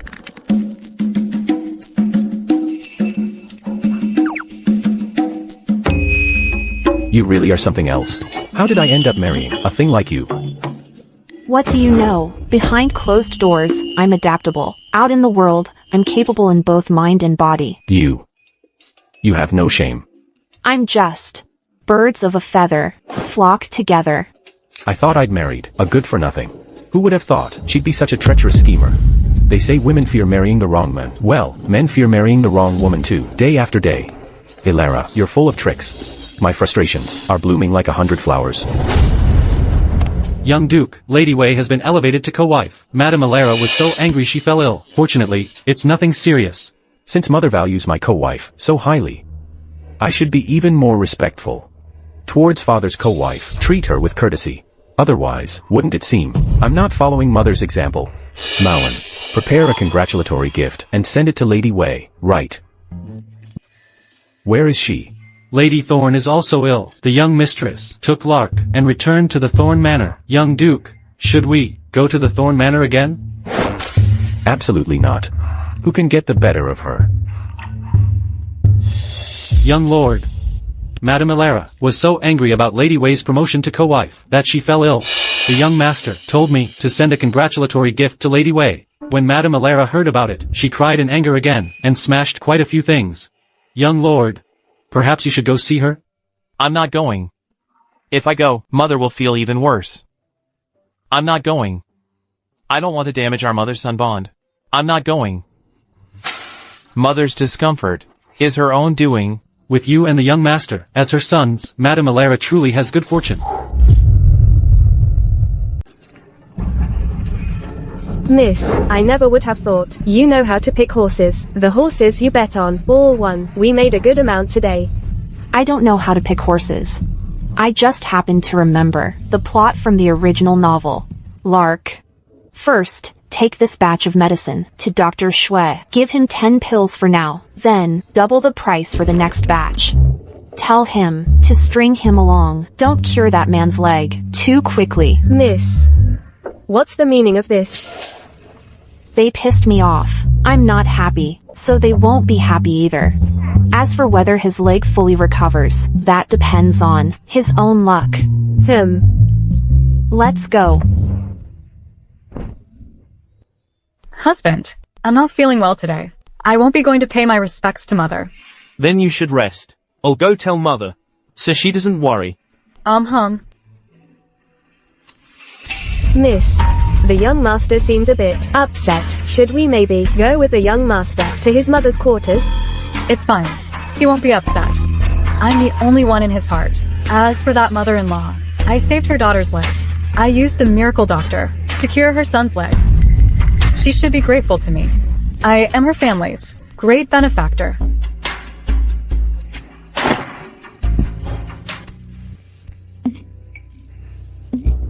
Where's Cora? How was the homecoming visit today? It went well. Cora ate something bad. Right now, her stomach is hurting terribly. She couldn't come to pay her respects to you, Mother. Please forgive her. Did you call for a physician? Is her condition serious? I thought maybe Cora, just after marrying in, was already starting to look down on her mother-in-law. It's not serious. She'll come over after resting a bit. My lady, young master, the young duke from the ducal manor is here. He says he has a matter to discuss. How strange. Usually, Kalen wouldn't even spare her a glance. Now that we're brothers-in-law, he wants to get acquainted. Miss Cora, how are you feeling? I'm recovering well. Nanny Zhao. Did Mother send for me? Yes. The young duke from the ducal manor is here. He says he's brought something for you, miss. The madam asks that you come to the main hall. Kalen is bringing me a gift? Yes. Has he finally realized that I'm far superior to Alera? And now he's trying to win me over? Let's go then.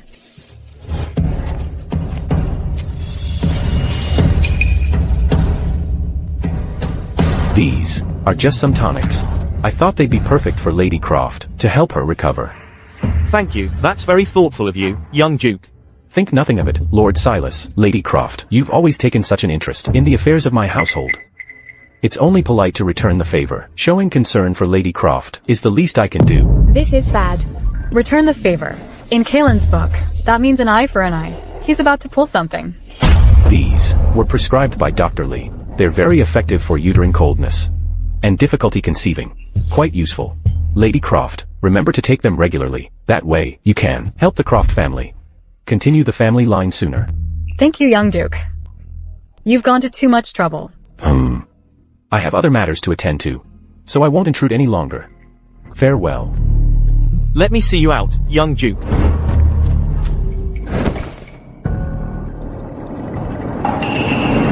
Cora. Just now, Kalen said you suffer from a cold constitution and difficulty conceiving. Is that true? No, it's not.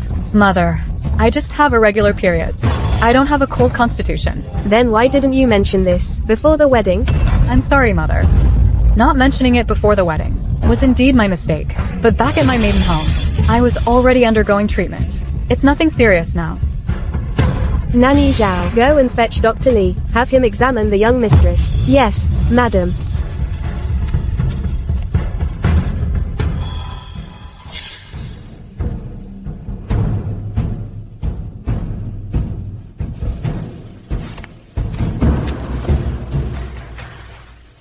Lady Croft. The young mistress does have a cold constitution. It's a chronic condition of many years. The cold syndrome itself is not particularly severe at present. However, regarding offspring, it won't be as easy for her as for a woman in good health. Thank you for your trouble, Dr. Lee. Nanny Zhao, see Dr. Lee out. Cora, you may go back and rest now. Yes, Mother.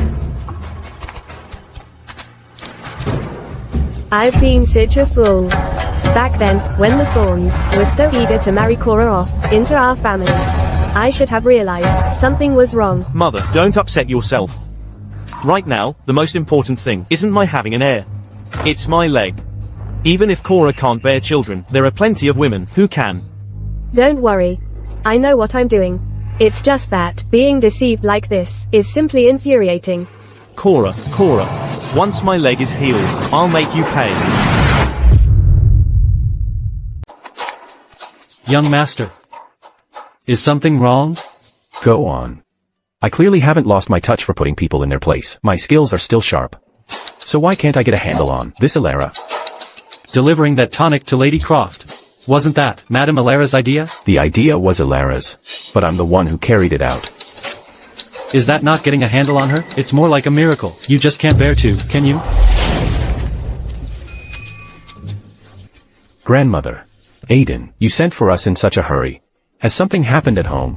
Sit down first. Let's talk business. Well, the Princess of Qi is coming to the capital. She's seeking a political marriage. Aiden, is she coming to marry you? Not me. It's Kalen.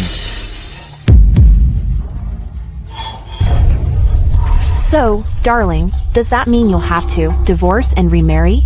No. I won't accept any political marriage, and I certainly won't divorce you. I only wish to spend my life with you, my lady, supporting each other through hardship, like a shadow. Fighting to the death until the very end. Is this a confession? It sounds more like a threat. It'd be best to crush any thought of marrying me. Otherwise, if I'm miserable, you'll be miserable too. What political marriage? She's just here for revenge. Revenge? What did you do to her? Back when I was stationed at the barracks, I severed her brother's arm, and then he lost his chance at the throne. Now that she's coming to the capital, she definitely won't let our house Valerius off easy. You'll be in mortal danger. Are you trying to scare me, or are you serious? Sister-in-law. He's not kidding. The Princess of Qi, when she was a young soldier, she was captured. After being taken to the enemy camp, she contracted syphilis. So, this time she's coming to the capital, with the clear intention of spreading that disease to everyone.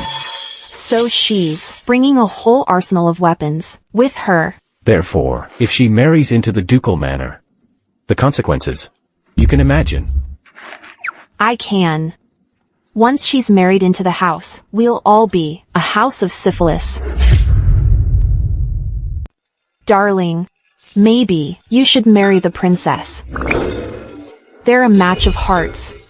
You two are a match of sickness. This is a fate you couldn't cultivate in 500 years. Ilara. Ilara, what nonsense are you talking? Mother-in-law, haven't you always disliked my lowly background? Now it's perfect. The Qi princess, she has status and looks. And she has the sickness too. You. Mother-in-law, this princess is riddled with syphilis. She's definitely going to marry into the house to seek revenge. Aunt. Wake up, Aunt. Mother-in-law, this princess comes with 2 cities as dowry. The emperor will definitely make her marry my husband. Aunt. Don't scare me. Aunt. Wake up, Aunt. Mother-in-law, aren't you always calling me stupid? Why not let cousin be the primary wife? You're always praising her for being clever. Cousin would definitely be able to stand up to the Qi princess. It couldn't be more perfect. How can that be? That Qi princess is a barbarian, vicious and cruel.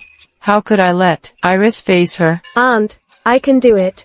No, you can't. I can't let you take that risk. If you can't share the hardship, then Kaylin won't need to take a co-wife anymore. Grandmother, There's no one else here, so I'll speak plainly. You knew Kaylin had syphilis, yet you were willing to marry him as a co-wife. I'm genuinely curious. So am I. So I sent someone to investigate. Cousin, your condition, and all these things happening with the Qi princess now. Are you sure you still want to marry into this family? Cousin, I don't understand what you're saying. To put it nicely, you can't bear children. To put it bluntly, you're barren. Baron? Fine, I won't marry cousin. Aunt. There's the story of Mencius's mother moving 3 times, but with your mother, it's the tumbler act. Like a toy that won't stay down. Quickly, help Madame Ilara back to her room to rest. Aunt, let's go.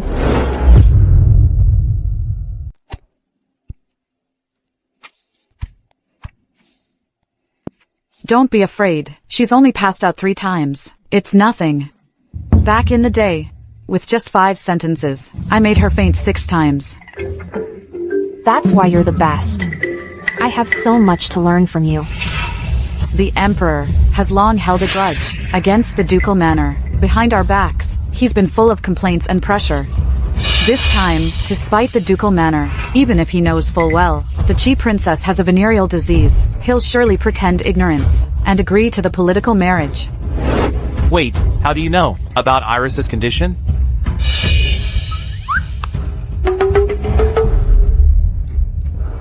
My sister-in-law found out. I just happened to find out.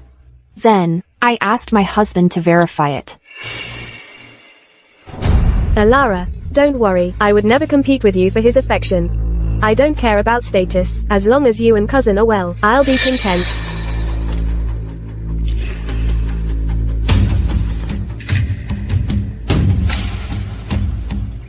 Based on her pulse, she's perfectly healthy. We really are birds of a feather, flock together, indeed. I also hope that sister and my husband will be well. Dr. Shui. This is the second stage medicine for Xie. This is for C cheese. First stage medicine. As we agreed, we split it 50-50. $200 each. Last time, you had me spread the word that I was in the capital. Iris did come to see me. And? She has an anatomical anomaly.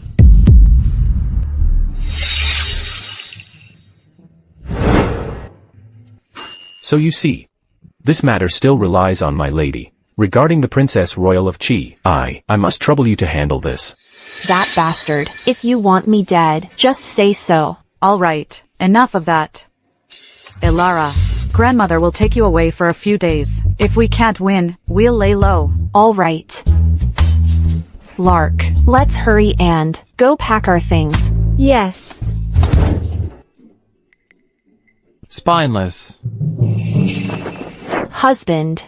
This isn't spineless. This is called, a wise man knows when to yield. I know perfectly well, I can't beat the Qi princess. If I stubbornly stand my ground, and end up losing, that would be a disgrace to the ducal manor.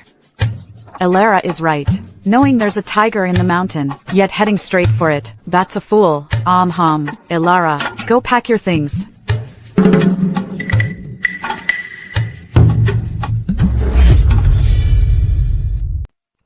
Grandmother, this is the wonderful wife you picked for me. I'm about to charge into battle, and she runs away when things get tough.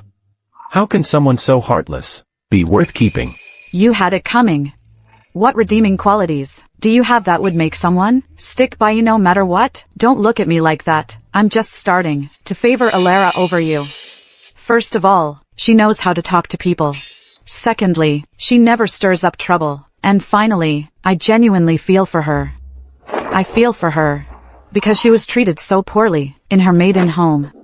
After she married into our family, your mother bullies her every day. And then there's you. Right after you consummated the marriage, you told her you had syphilis. With all the nonsense you pull, she can still smile and call me grandmother. If I don't take her side, I'm afraid I'll get bad karma.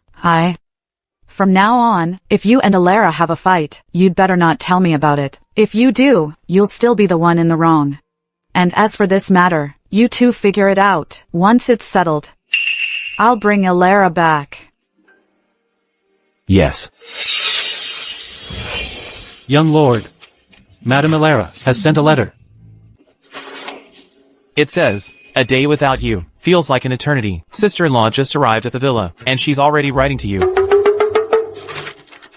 Darling, a day without you feels like an eternity. It's only been a day, but your face keeps appearing in my mind from the moment we first met until today. Darling, this is what you looked like when we first met. Darling, this is you on our wedding day. Darling, this is what our wedding night looked like. Kaylin, didn't you want that bow in my room? Let me finish reading the letter, and it's yours. Not a chance. Kaylin. Imowen. Tell me, if I were to force my way in, what are my chances? I think, young lord, if you force your way in, besides the calming medicine and calming soup in your room, you'd probably need to prepare some bruise balm. For a single letter, it's not worth it. Let's go.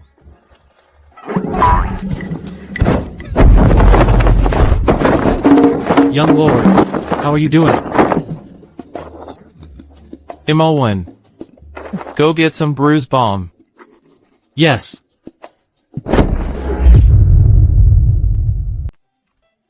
Miss, a letter from the young Duke. The young Duke, his first letter to a young lady. Writing a reply so soon? Open it. Let's see what it says. Ilara, if you ever write to me again, I'll chop off your damn hands. What did you write to him? To make him so furious? I have no idea. I just wrote about how we met and got to know each other, that sort of thing. Then why is he so angry? I don't know. Forget it. Don't think about it. That's just how men are. Their moods swing all over the place. Let's go. Ignore him. Go get some rest. All right. It seems, being a simp requires talent too, it seems. Judging by this reply, my talent for being a simp is just too mediocre. Miss. The young Duke. This is still the first time. This is his first time writing to a girl. Look on the bright side. You've succeeded in a way. You're right. When other women write to a man, his heart burns with passion. I write to a man, and he's fuming.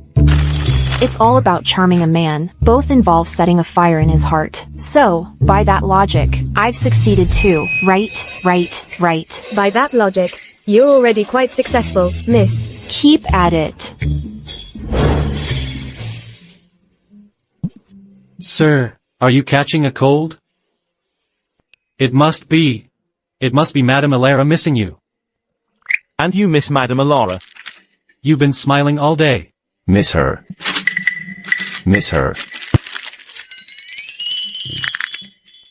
I want to teach her a lesson.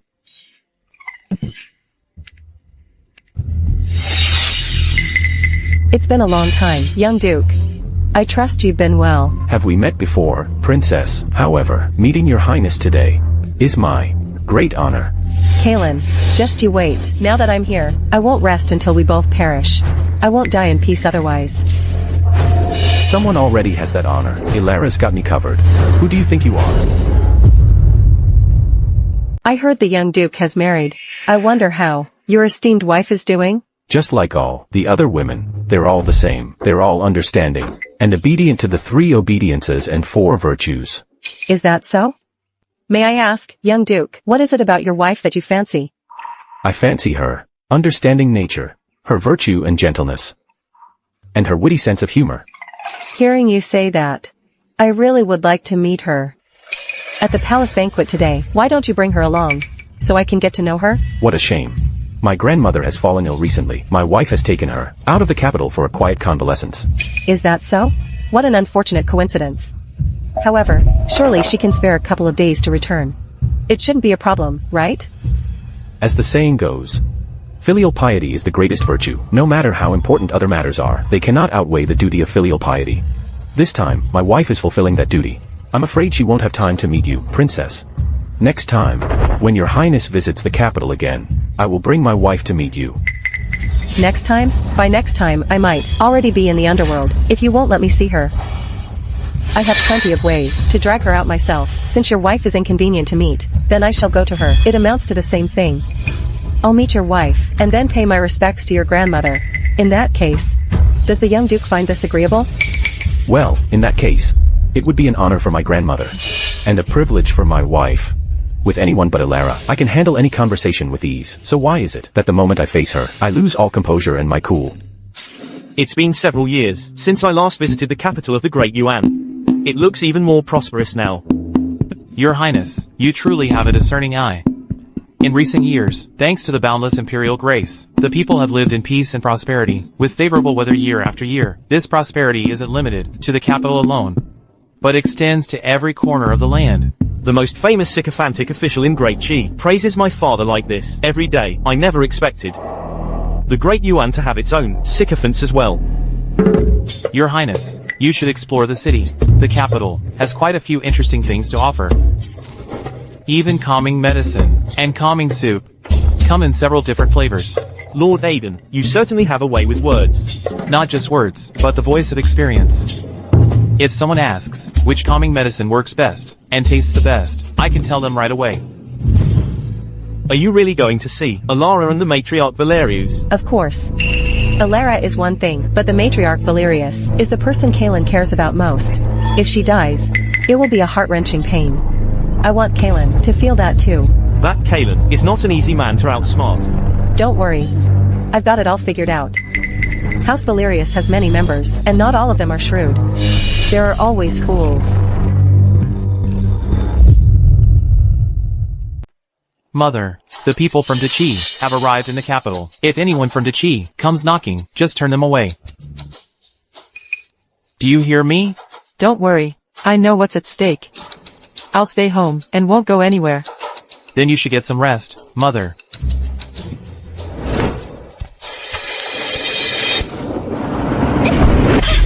A son coming to instruct his own mother. He's treating me like a fool. They're all just out to make me angry. Why is Madame Alara always so quick to jump to conclusions and make a fuss?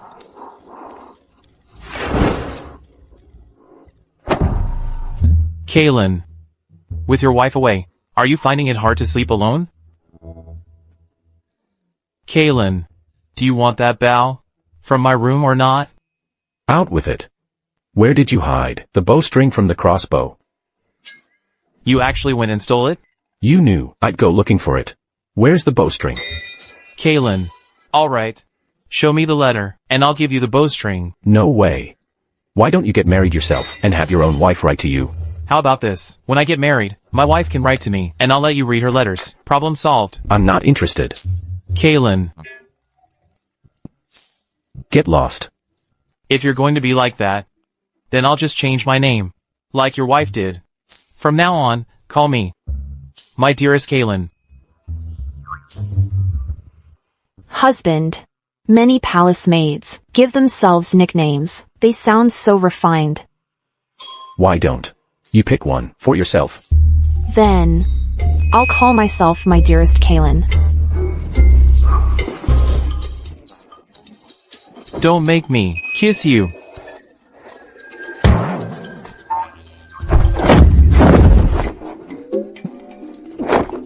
Melon.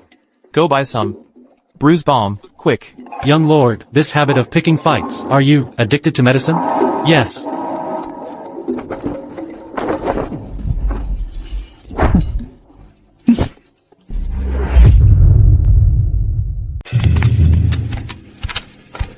Young master, I just received word. Princess Jaya has left the capital with her entourage, headed straight for the matriarch and Madame Alara at their villa. We just agreed at the palace to go tomorrow. Yet she sets off today. This is clearly an ambush. Where's Aiden? Lord Aiden was worried, so he went home ahead of you to check on Madame Alara. This is bad. This is bad. Something's happened. That reckless fool. Morwen. Proceed as planned. Yes. Princess Jaya. Although she holds a grudge against Kaylin, that's all in the past. She knows her limits, and likely won't do anything outrageous to the matriarch Valerius. You were right, Your Majesty. After all, this concerns the diplomatic relations between our two nations. Jaya. You'd better not disappoint me. Best if she can eliminate the Valerius brothers in one fell swoop. It seems His Majesty's apprehension towards the ducal manor has nearly reached an intolerable level. But if His Majesty acts too hastily, he may invite a backlash. After all, those Valerius brothers are tough nuts to crack.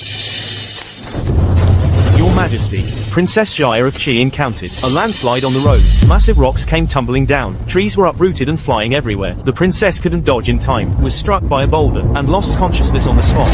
Quick, take the imperial physician to the royal villa to attend to Princess Jaya. Yes. What a coincidence. Quite the coincidence, indeed. Eunuch Shi. Tell me, do you really believe such a coincidence exists in this world? This humble servant is dull-witted. I dare not make reckless speculations. Your Majesty, spare me. This servant knows he was wrong. Coincidence, my foot.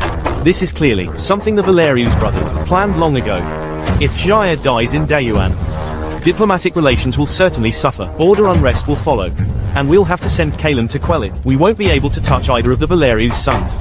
Dealing with House Valerius is no easy task. All right now, hurry and eat while it's hot. All right.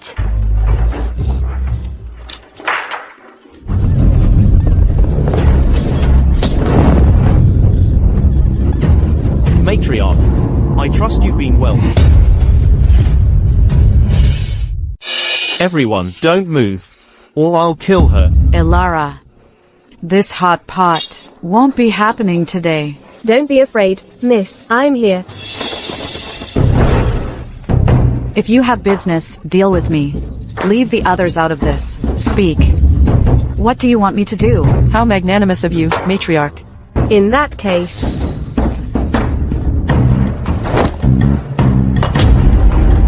matriarch, You handle this yourself. use your life. To trade for your daughter-in-laws. Grandmother, the purpose of their visit is to eliminate everyone in House Valerius. One life won't buy another. What are you waiting for? I'll count to 3. Mother. Save me. Please save me.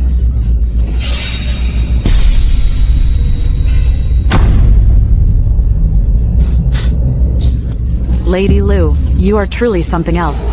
Truly something. Save you. That means sending the matriarch to her death. Wait a moment.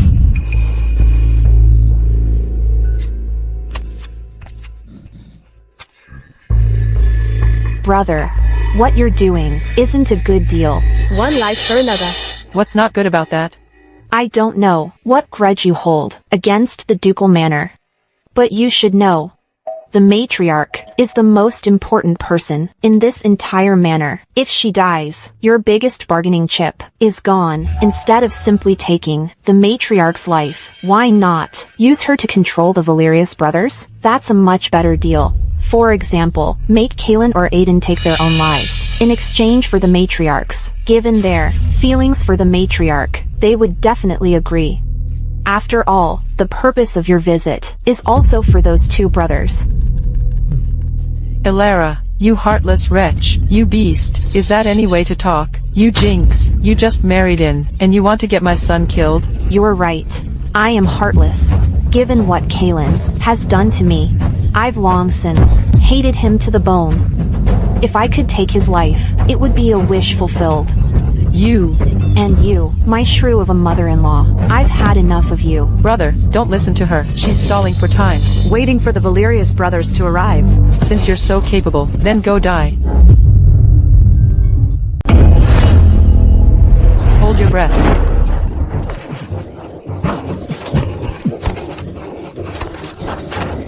Miss.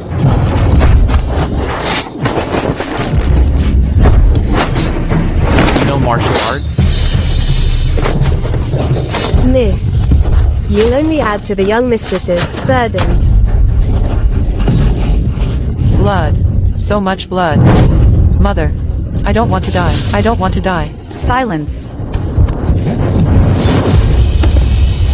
Grandmother. Aiden. Quick, go save Ilara. The men in black went after her. What? You men, stay here and protect the matriarch. Stay back. Bitch, run. Where do you think you're going? Boss, this wife of Kaelin's, she's a real looker. And with that fiery personality, I bet she's a real handful. Once we catch her, let me have some fun, alright? Over my dead body.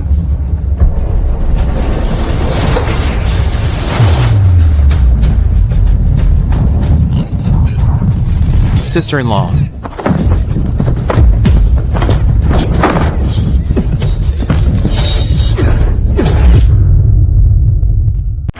The matriarch. Something terrible has happened. Lord Aiden and Madame Ilara have fallen off the cliff.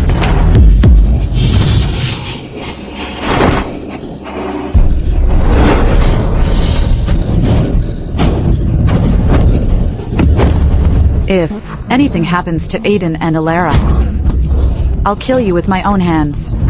Mother. Shut up. Keep crying, and I'll have your mouth gagged. The matriarch. I will take men to search for Lord Aiden and Madame Ilara. Please don't worry, the young Duke should be back soon. Go, quickly, take more men, and bring a physician. Falling from such a height, they're bound to be injured. Yes.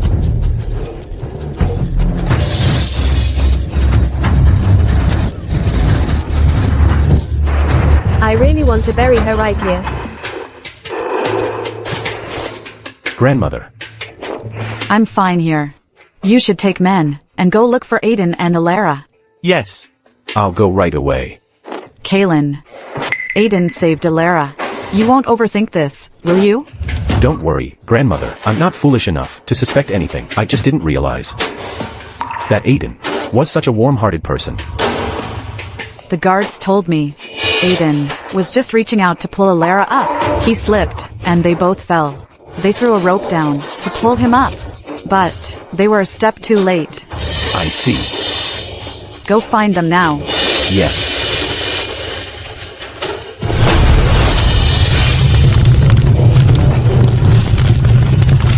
Sister-in-law, you're awake. How do you feel? Aiden, I'm still alive. But can I move a bit farther from this fire? If I hadn't woken up soon, I was about to be cremated. I was just afraid you would get cold. Sister-in-law, forgive my impropriety. Stop. Sister-in-law, you're easier to move than the fire. Aiden, you're so clever. This fire is made of individual sticks. I'm one whole piece. Much easier to move.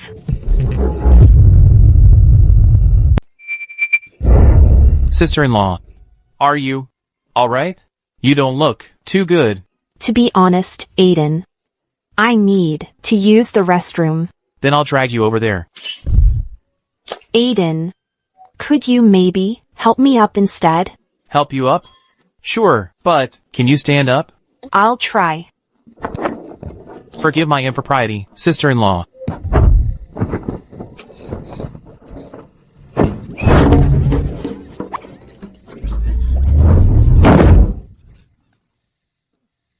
Sister-in-law, are you okay? Could you trouble yourself to yank me up, Aiden? All right.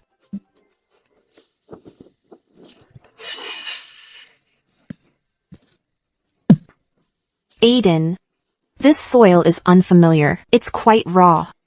I don't think it's edible. Sister-in-law, that's not appropriate. Is it?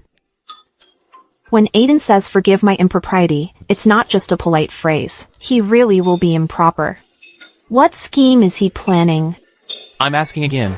Are you okay? You're blind already. You might get punched.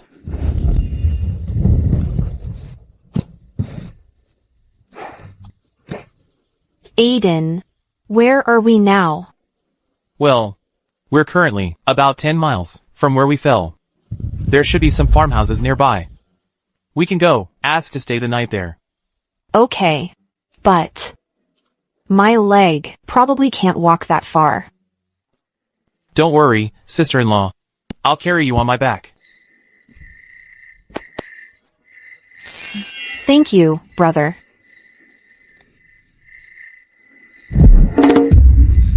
Sister-in-law, as a thank you, could you tell me what you wrote in that letter you gave Kaylin? Sister-in-law, you don't want to say?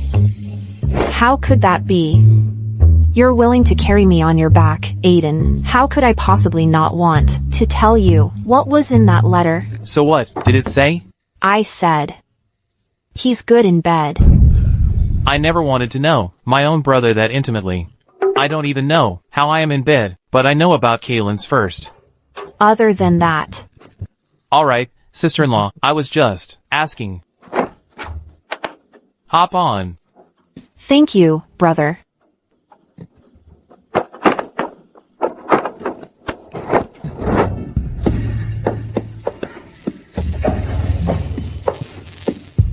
You fall asleep, just like a piglet.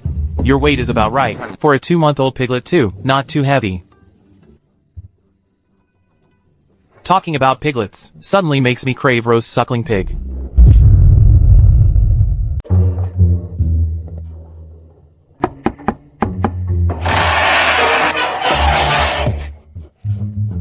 Brother, sister-in-law. This is my elder brother, Dolly. He's gravely ill. We were on our way to the capital to seek treatment, but our carriage overturned on the road. We both got injured as well. We'd be so grateful if you could let us stay here for just one night.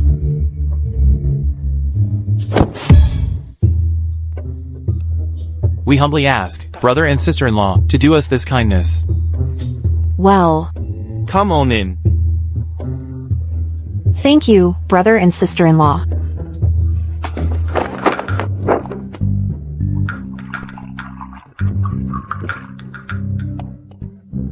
Here. Thank you, sister-in-law.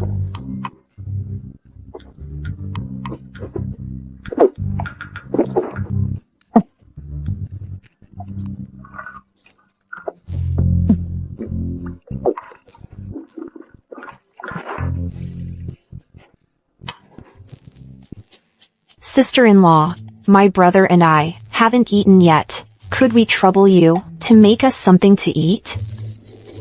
This.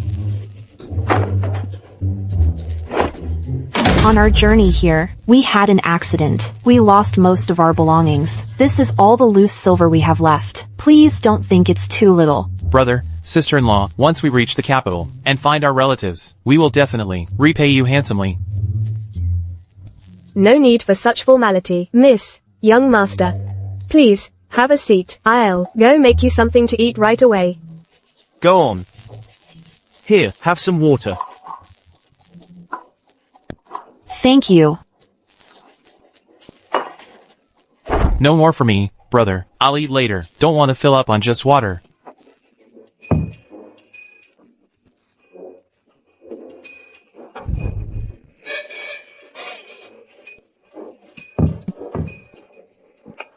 Our home, you see, only has this one spare room. You'll have to make do for the night. All right. Thank you, sister-in-law.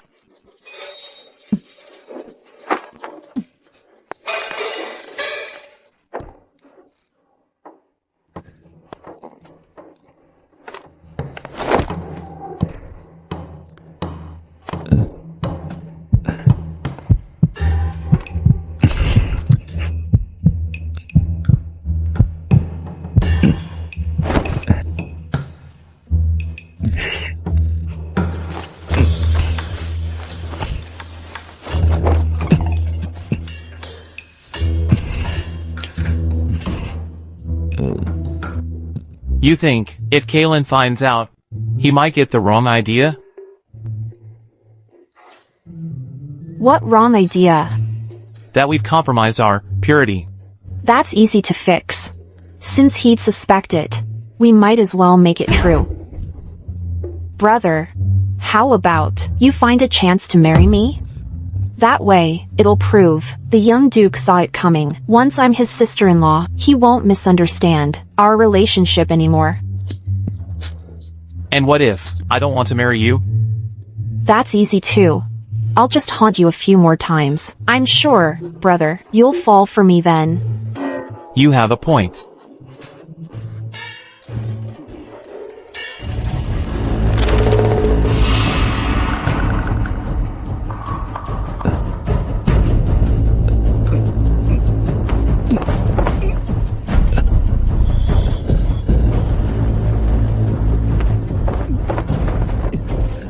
Elara, wake up. My husband, could this get someone killed? I've already pumped a good amount of knockout smoke in there. They must be unconscious by now. Go and get our eldest back here for me. As long as he and that girl consummate the marriage, even if she's unwilling 1,000 times over, she'll have to stay with our son. But No buts. Our son is over 30. And still a bachelor. Do you really want him to stay single his whole life? Hurry up, go on, quick, hurry. all right. Elara, wake up. Elara. I inhaled too much of that knockout smoke earlier. Right now, I can only manage to keep myself from passing out. But, if you want me to fight them off, I'm powerless. Then when? Will you get your strength back? I'd say, around the time you and their son consummate the marriage. What about you? Do you have any strength left? I can barely lift a hand. No, brother, we can't just sit here waiting for disaster. Sister-in-law, do you have a better plan? Even though our hands are useless right now, we still have mouths. We can use our mouths. Wait, you want me to bite them? Biting could work, but men and women shouldn't have physical contact. I can only bite the man. You bite the woman. But I don't want to bite either of them. They look stinky. We're not biting anyone. Brother, did you land on your head when we fell? Brother, there's no one else around now. We can finally do what we've always wanted. Before, everyone was against us. Now, we can finally do what we've always wanted. Brother, it's not like it's the first time. Why are you in such a hurry? Brother, say something. Say something? Right now, besides yelling for help, I really don't know what to say. Brother, you're full of tricks. You're so bad. Brother, I thought. Pretending to be a ghost was the scariest thing. Turns out, her calling me brother is the most terrifying part. Brother.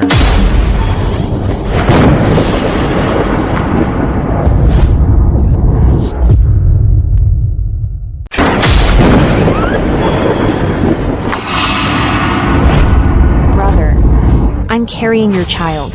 Don't worry, even if I die, I'll never leave you. I'd rather die than be apart from you.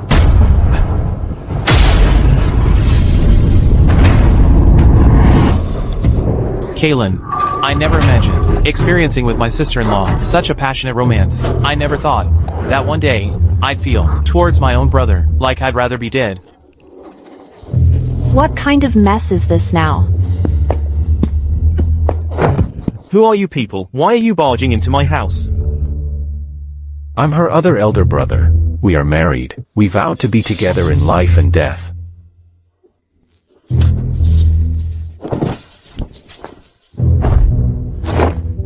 This is just great.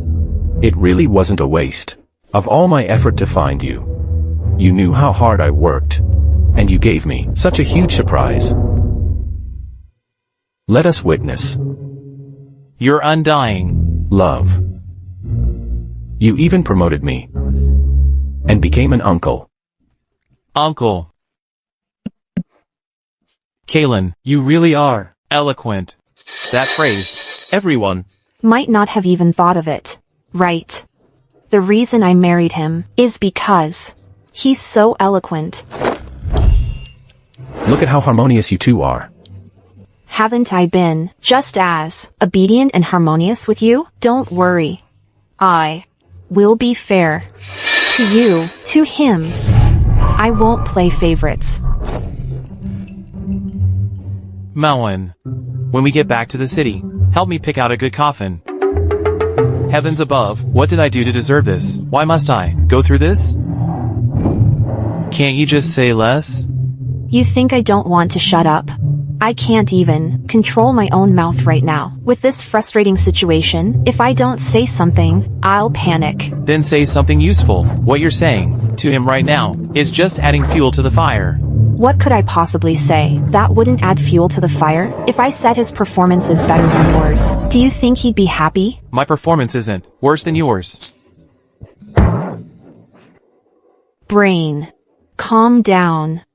Mouth. Spill everything. Just spill everything. This is my first time having an affair. I don't have much experience. I'm handling this in a complete panic. My brain is fried. My mouth has gone crazy. I remember you said, when you die, you wanted to be buried in red burial shrouds. Kaylin, you can pick out my clothes too, make them red. Don't worry. When it's time to bury you, I'll make sure you're the reddest of them all.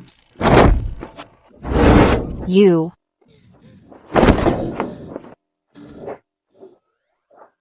You say. Why is he so petty? Shouldn't he do as I said before? For the three of us, living well together is what matters most, right?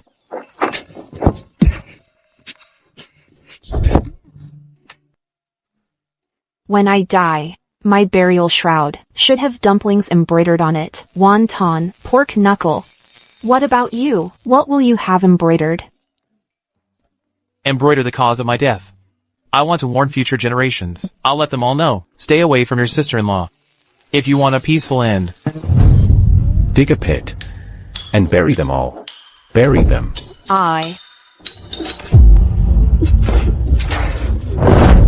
Sister-in-law. Get out.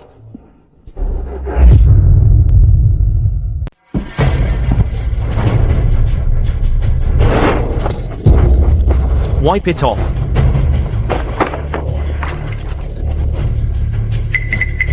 Miss Alara. You must be all right.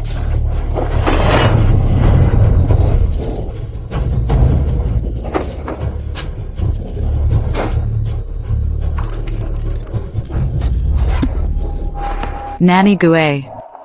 How is Alara? Not well. Not well at all. The physician treated Madame Alara. After the acupuncture, she vomited blood several more times. She has many sword wounds. The wounds on her back, who knows how she got them. Her back is like a piece of torn cloth. A horrible sight. That poor child. She did it all to save me, risking her life to lure away most of the men in black. If it weren't for me, she wouldn't have. Grandmother, this isn't your fault. It's yours. For provoking the Princess of Chi. And having such a hindrance for a mother. They were lucky, and barely survived. Only to fall into the tiger's den again. To protect themselves. They were just putting on a show. And you didn't even think to find a physician for her right away. You.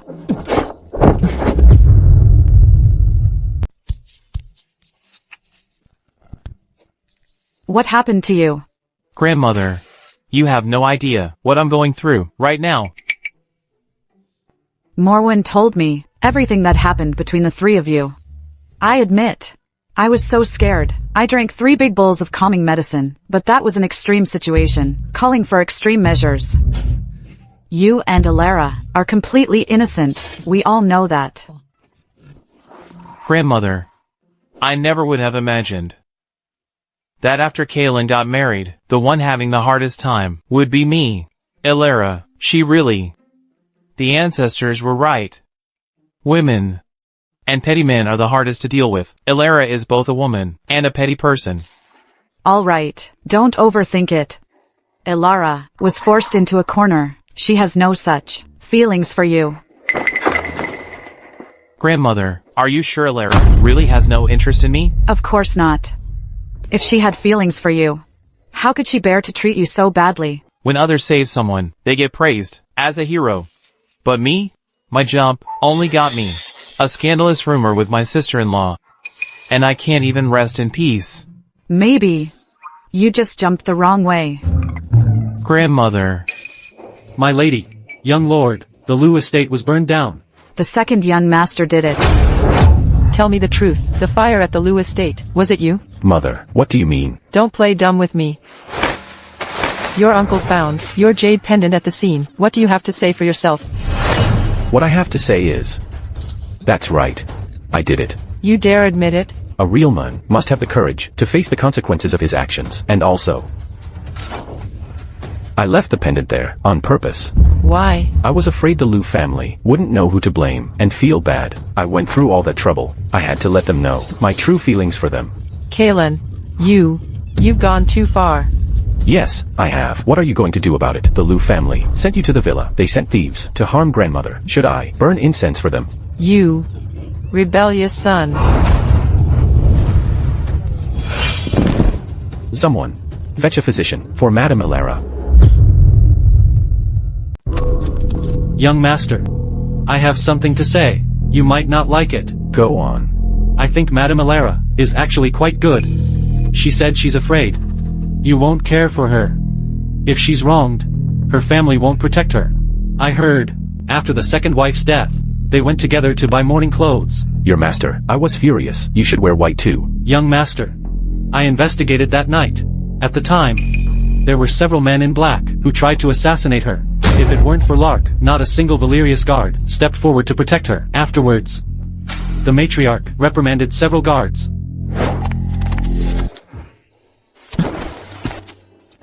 Kaelin, you're here. It's so late. Come here. What are you doing? I was just passing by. Have a seat.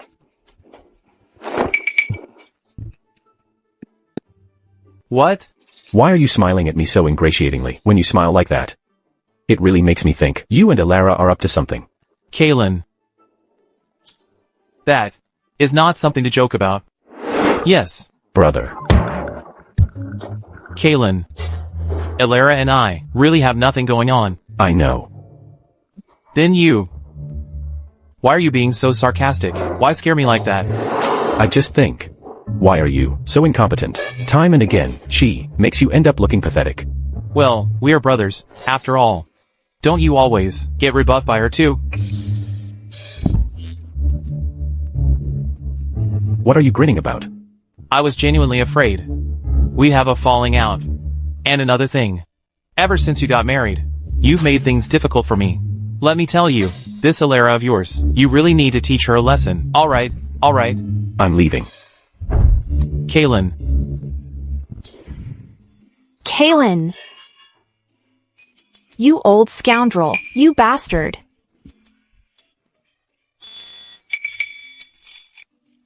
Husband? What are you doing here? In your dreams. Calling me an old scoundrel.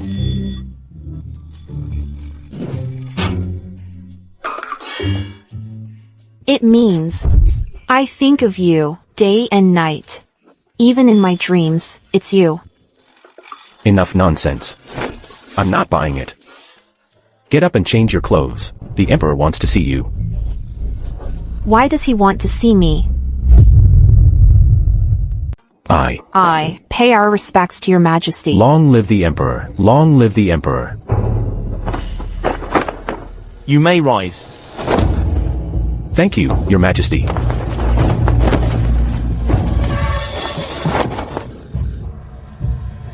Look at Elara's complexion. She really is weak. She can barely stand. We heard that those thieves took your mother-in-law hostage to find their way to the villa. Your majesty. My mother-in-law is a simple soul, and her constitution is delicate. The entire journey, she was in and out of consciousness. Just thinking about it now, my heart aches for her. Who were the people that took your mother-in-law hostage? Do you know? They were all masked men. Enough. You may wait outside for a moment. Minister Kaylin and I have state affairs to discuss. Yes. I take my leave.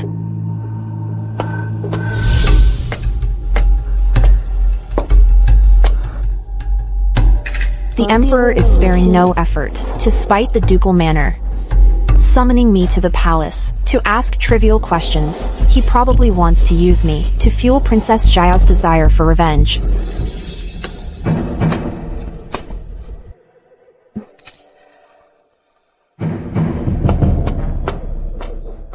Madame Valerius. His Majesty asks that you leave first with Lord Thorn. The young Duke will be a while longer. Yes. Elara. I heard Princess Jaya of Chi will be arriving soon. Then let's leave the palace. All right.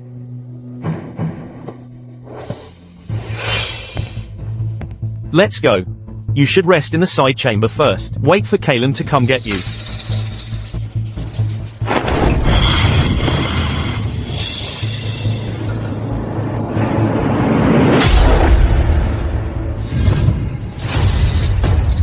So you're Kaylin's wife. You look quite young. Do you know who I am? Kaylin must have mentioned me. I am Princess Jaya of the Great Chi. Princess. Didn't you say you wanted me to get Elara back? She's here now. I beg you. Please let Cora go. Princess, I'm begging you. The original owner really had it rough. Abandoned since childhood, and when faced with life and death, she was still expected to trade her life to save Cora's. Madame Valerius, aren't you going to greet this princess? Princess. Wouldn't want to interrupt while you're busy. How about you deal with these people first? Once you're done with your business, I'll pay my respects right away. Elara. You jinx. You son of a bitch. From the very beginning, you should have died. Princess, if you could, give her a good smack right now. I might just pay my respects to you immediately. You.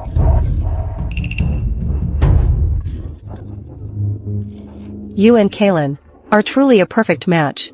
Both so ruthless and cruel. Perhaps this is what they mean by birds of a feather flock together. Princess, hurry up and have someone kill her. You promised me before. This princess does things without needing your instruction. Guards, cut off one of her fingers for me to give this princess a good start. Yes. No, princess, no, spare me, princess. Mother. Mother. I thought Alara would resent us. But I never imagined she would show no mercy at all. They say royal families are the most heartless. But today, your House Thorn has truly opened my eyes. Princess, could you give me a chance to liven things up for you? Fine, if you can amuse me, I'll let you leave right away. Thank you, princess. Princess, could you lend me a sword? Give it to her. Princess. That might be unwise. What? Are you worried that with all of us here, we can't control her?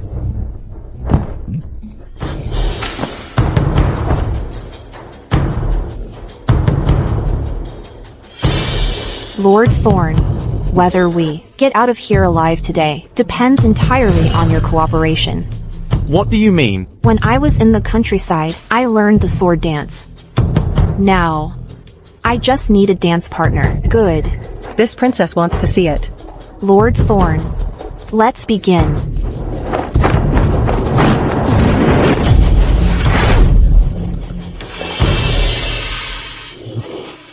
Wicked daughter. Wicked daughter. Princess, are you satisfied? Alara, why don't you spar with me for a few moves?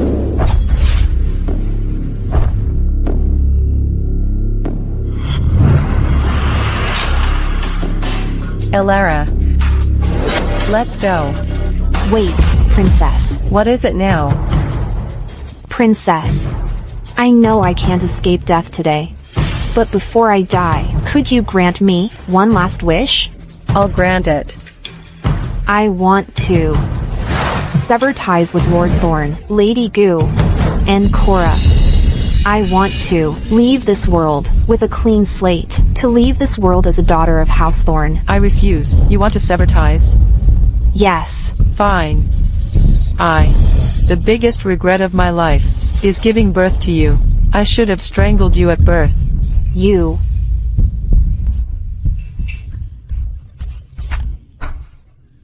Alara, I never imagined you had it this bad. But, seeing you so pitiful makes me happy. Guards, fetch paper, brush, and ink for her. Yes.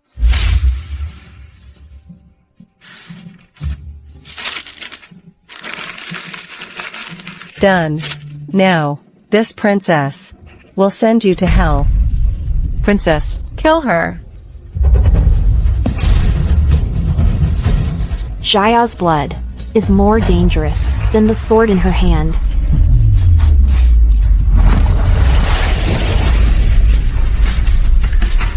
The veil. My veil. The veil. My veil.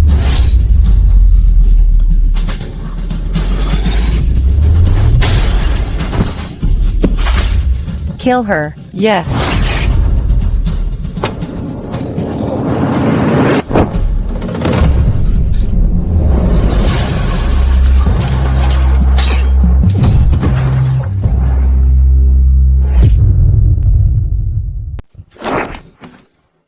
Your mouth is so slick.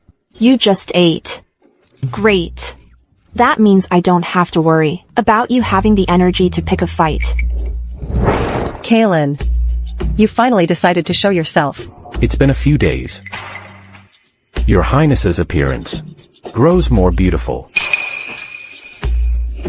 Kaelin, now that you're here today, don't think you'll leave alive. Attack. Kill them. Take them.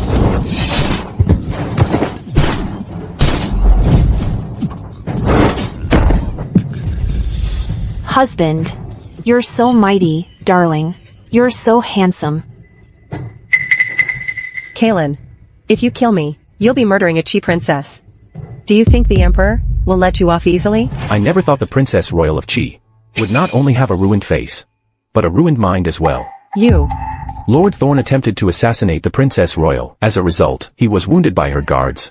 I arrived with my men to find the Chi princess already dead, and Lord Thorn gravely injured. Do you think Lord Thorn is a fool? How dare you say that? He would never do such a thing. My lord, you value Cora more than your own life. If she can use Cora to force your hand, so can I. You. Father. Save me. I don't want to die. Mother, help me please. Father. Mother.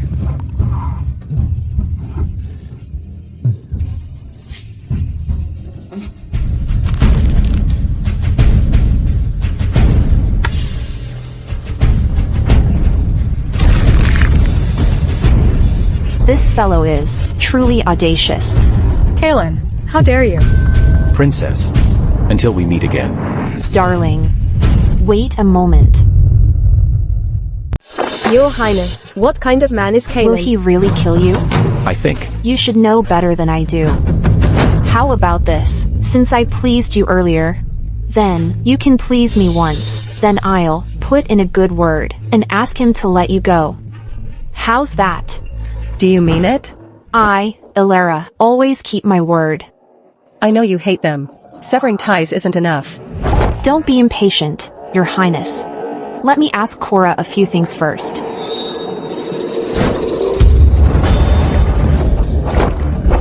Ask away. I'll answer truthfully, as long as you don't let me die. The young Duke and I did what we did that day because someone drugged the tea. That drug, was it you who put it there? Yes. When Rona Croft fell into the water, did you have someone push her in and then jumped in to save her? Yes. The Crofts aren't here anyway. Admitting it doesn't matter. Silas is crippled now. Why would you still marry him? What's the real reason? Because I didn't want to marry Kaelin. He's too terrifying. He's like a madman. If you displease him in the slightest, he'll make your life a living hell. I swapped you to marry him, so I could watch you get tortured to death by him. Darling, seems you're not exactly a saint either. Your own sister wishes you ill. Your whole family wants you dead. Doesn't that make us a perfect match? Every pot has its lid. Hurry up. My arm's getting tired. If I'm not careful, this sword might slip.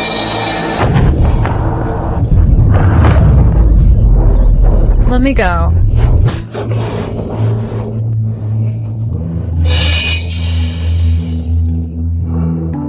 The legacy of syphilis continues. Kaelin was faking it, but Princess Jaya really has syphilis. I have to say, Cora and the Crofts are in for a treat. Ilera, tell Kaelin to stop. Husband. Ruthless. The women of House Thorn are truly ruthless. Now we can. I've been sleeping with the enemy. From now on, I'll sleep with one eye open. From now on, you can mess with heaven and earth, And all the villains in the world. but never offend the young mistress. No, my hands are shaking. Kaelin, you're shameless. His Majesty requests the presence of the Princess of Chi.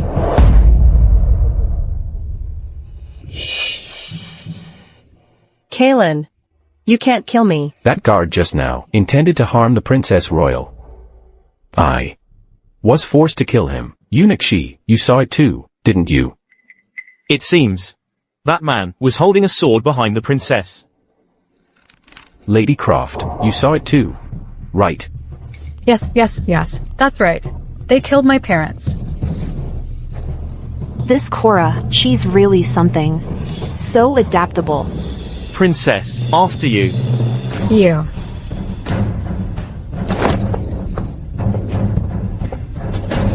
Ilera. Please don't kill me. Don't worry. I'll let you go. After all, you're a Croft now. I'll send you back to the Crofts and turn the Crofts into a house of syphilis. Brilliant. To think of this plan. I'm a genius. Will you be returning to the ducal manor later? Or to the villa? I'll have someone escort you. I'll go back to the villa. Let's go, darling. Let's go.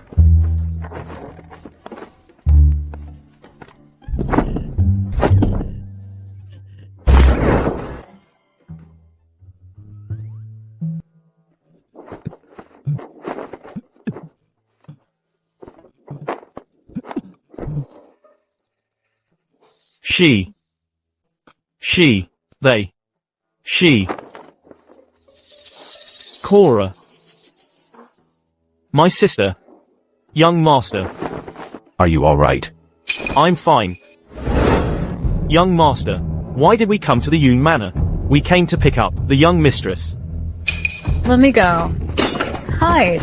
Who are you people? Let go of my daughter. Let me go. Let go of my daughter. Let me go. Who are you people? Let go of my daughter. Let go of my daughter. Let go of my daughter. It's the Princess of Chi. I beg you, let my daughter go. Princess. I beg you, Princess. Let's go. We need to leave this place, now.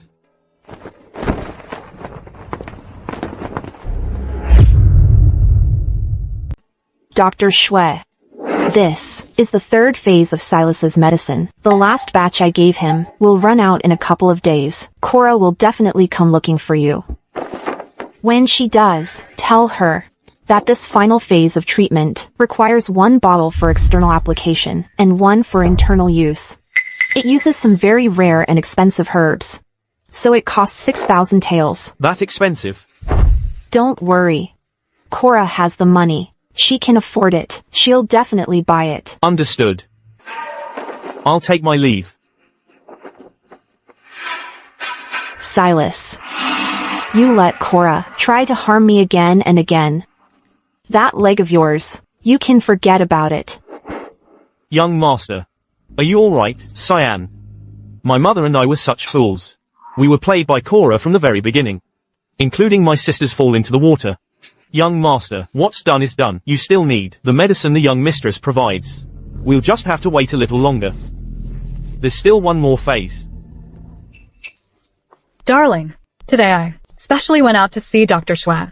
I spent a fortune to get this medicine for you.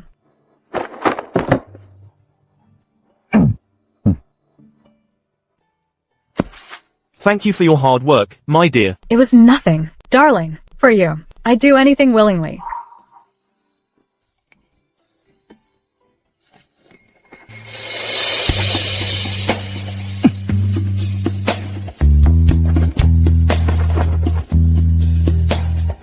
This woman is truly heartless. She's acting as if nothing happened, not mentioning a single word about Lord and Lady Thorne's passing. Cora, I heard from people outside that your parents were killed by people from Darchi. Is it true? Should we go back to the Thorne Manor to see? Darling, I just got back today from seeing Dr. Shui. That's when I found out about my parents being killed by people from Darchi. My condolences, Cora. Let's go back to the Thorne Manor now to handle your parents' funeral arrangements. We should notify Alara and her husband. No need to involve them. Why not? When she went back a couple of days ago, I noticed Alara hadn't fully recovered from her injuries. Besides, she also signed a letter of severance with us. She's no longer a member of House Thorne. How could they sever ties? Her parents never liked her from the start. They said her birth chart was too strong, that she would bring misfortune to her parents. And sure enough, my parents met with misfortune. It was because of her. That's why they cut ties with us. She really did bring misfortune to her parents. Forget it. Let's go first.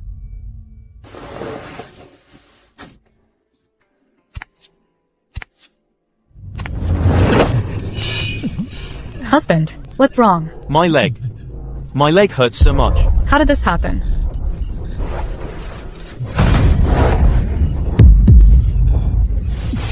It hurts. You bitch. What kind of medicine did you buy? Husband. Let go of me. It hurts.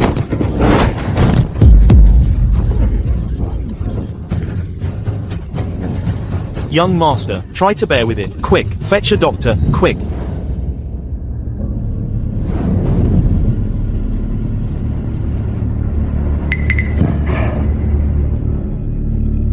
Doctor, how is my son's leg? Lord Silas's right leg is completely ruined. A section of the leg bone is completely shattered. The left leg was broken by the impact. Normally, resetting the bone would have been fine, but the young master ingested a type of medicine that causes bones to shatter. This left leg. How did things turn out like this? We never used any medicine that would shatter broken bones. It was The medicine you fed me last night, wasn't it? It wasn't me. It was Dr. Zoo. He gave it to me. It was him. You bitch. It was you who harmed my son.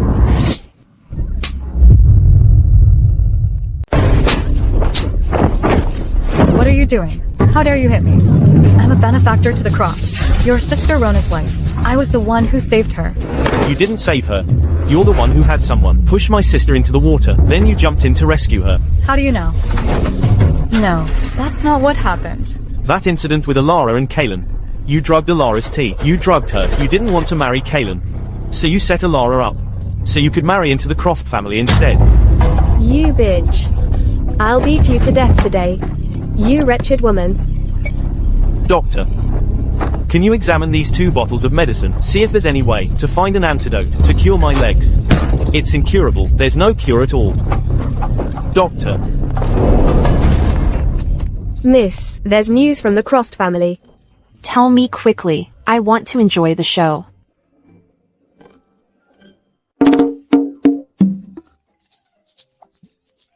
I heard Cora was locked in the woodshed. Heavens have eyes. She's finally getting her karma. Cora's karma is just beginning. Come on. The hot pot should be ready. Let's invite grandmother to have hot pot with us. Grandmother, look. Hot pot again? This one is called Get Back Up Where You Fall. Get back up where you fall. You're right. Matriarch. Young mistress. When the young lord visited earlier, he brought a bottle of wine. He said it's grape wine. It's supposed to taste very good. Would you like to try some? Let's give it a taste.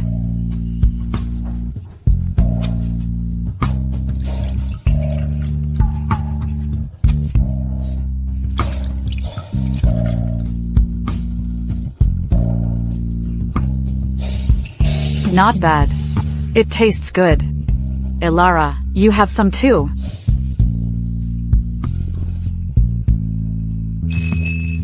It's good. Then let's have a little more. Cheers.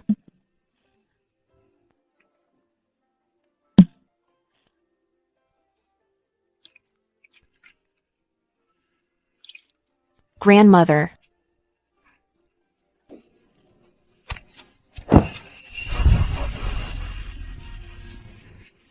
Grandmother. Alara is so fortunate to have a mother-in-law as kind and understanding as you.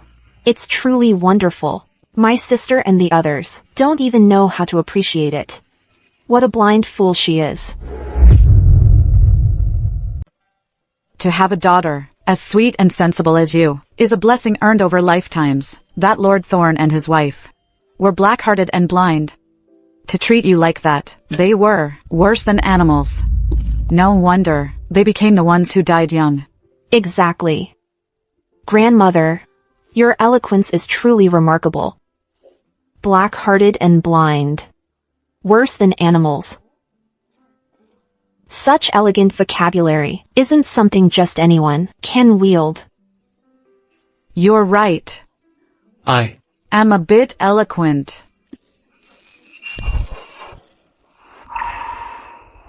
Alara, why are you crying? Yes. Why am I crying? I guess it's because I'm so happy talking with you, grandmother.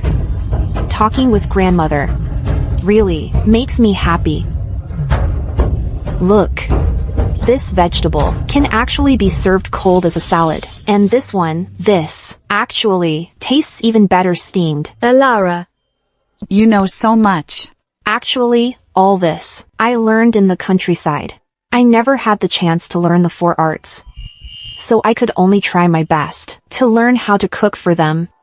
I thought that one day, when I returned home to the capital, I could cook for them with my own hands. But they didn't even give me the chance to show filial piety. Grandmother. I'm not greedy. I don't ask for much. I just wanted them not to abandon me. I didn't want to be bullied anymore. To be called an unwanted child that nobody wanted. When they told me to go die, I was truly heartbroken. You did nothing wrong. It was their fault. It was all their fault. Grandmother. You don't think I'm heartless and unfilial, do you? No. In my eyes, you are the sweetest, most filial girl.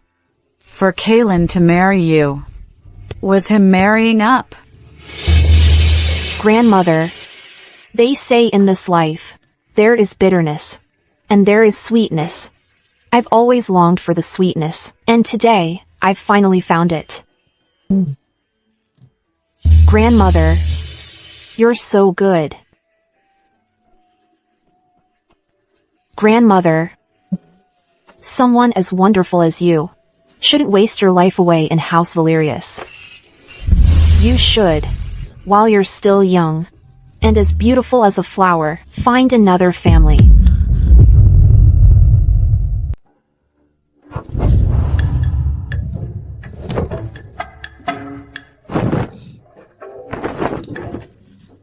Grandmother, let me tell you, all over the capital, there are plenty of men who are considerate and attentive. And good-looking too. Quite a few, actually. Grandmother, do you have your eye on anyone? Tell me, and I'll arrange a meeting for you. You two can have a nice chat. I've been a widow just fine. Why are you talking about old men? Marrying into the ducal manor was karma enough for one lifetime. Isn't that enough? You want me to suffer karma again? Pa, even a dog wouldn't remarry. Excellent. Just excellent. Not only does this bitch insult my mother, but she's also encouraging my grandmother to remarry.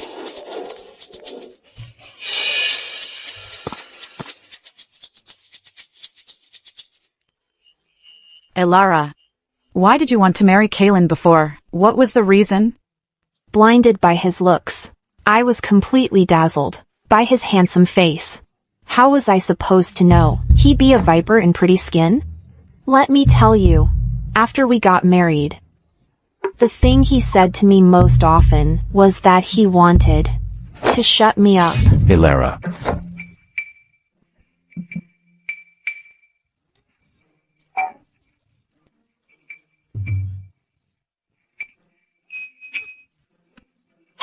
What a handsome young man. Come on, come inside with sister, and I'll take good care of you. Get down from there.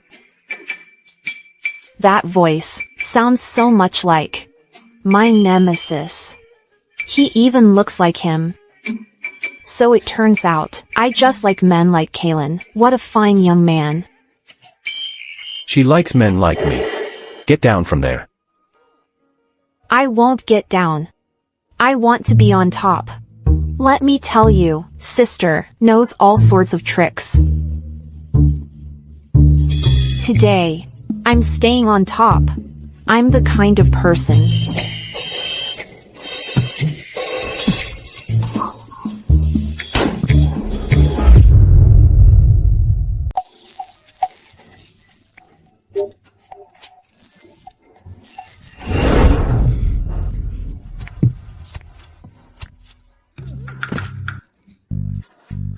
You're like a dog.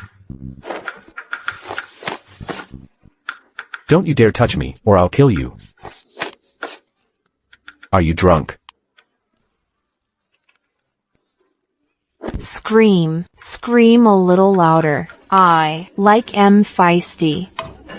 You son of a bitch. Make another sound, and I swear, I'll sew your mouth shut.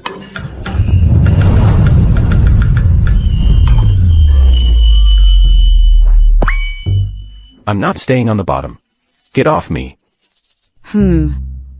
What a coincidence. I don't like being on the bottom either. Then I'm afraid the pretty boy will have to suffer. Elara.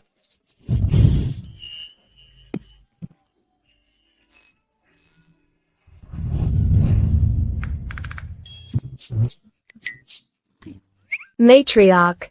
Could this lead to trouble? In my professional opinion, there won't be any trouble.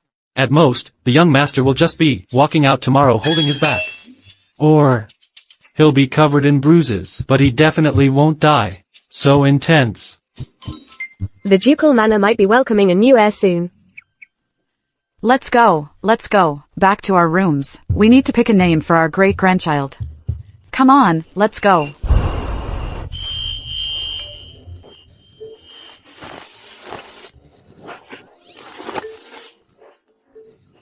My back hurts so much. Who hit me last night? Miss. What is it? Morwen was just here. He asked me to tell you that the Princess of Great Chi is in trouble. Princess Jaya is dead. Not dead, but she's close.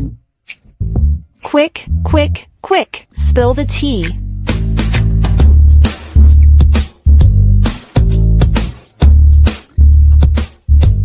The fifth Prince of Great Chi had no choice. He had to set off immediately, and return to Great Chi. According to Morwen, the Emperor was so angry his mouth was crooked. Excellent. I have to say, this scheme is truly devious. It must be Kalen's handiwork. But it was beautifully done, MHM. Regarding Lady Lu, what do you plan to do? What does mother think? What should be done? Back then, you insisted on marrying her. I listened to you. Now, how should she be dealt with? I'll listen to you on this as well. The matriarch is truly heartless, so heartless. When I said those things, I had no other choice. How could she take it so seriously, and actually hold it against me? As an elder, how can she be so petty? This son is unfilial. I failed to teach my wife properly. I've wronged you, mother. You decide. I'm rather tired.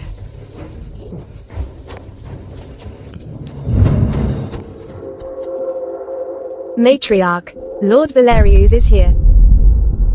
Mother. So soon? You've already decided how to deal with Lady Lu? Mother. Lady Lu says she never had any intention of disregarding your safety or well-being. She was just momentarily frightened and confused. She spoke nonsense and said some things that led to a misunderstanding. For a grown son to bully his mother, to happen to me. I am incompetent. I failed as a mother. Mother, I absolutely do not have such treasonous thoughts. So you're saying that I misunderstood you? No. It's that I chose my words poorly. I misspoke. I absolutely do not have any disrespectful thoughts towards you. It's just that I was thinking of family harmony. My lord. If you please, could you step out for a moment? Mother, if I said anything wrong, or did anything wrong, please don't take it to heart. I apologize to you.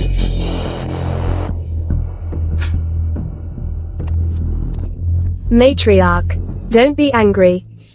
When did you get here? I just arrived, and father is already leaving. Go on in. I'll take a walk.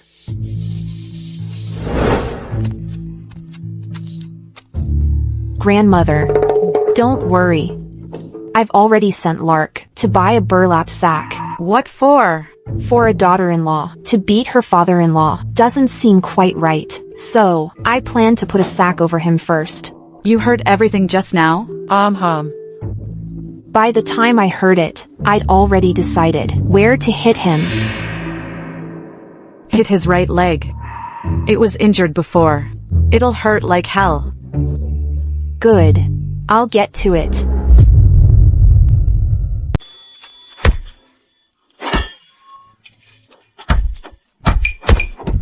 What is she doing? Robbery? Or a kidnapping? Beating someone up for revenge? You're asking me. Who am I supposed to ask? Are you two married? Husband and wife. Should be in sync. That kind of connection. I doubt we'll ever have that in this lifetime. Good thing you're not in sync. Otherwise, my life would be even more miserable. Tell me. Who is she beating up? You're asking me. Who should I? Stop it.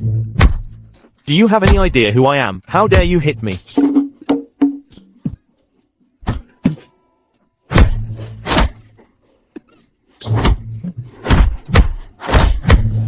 Do you have any idea who I am? How dare you hit me? Let's go. Let's go.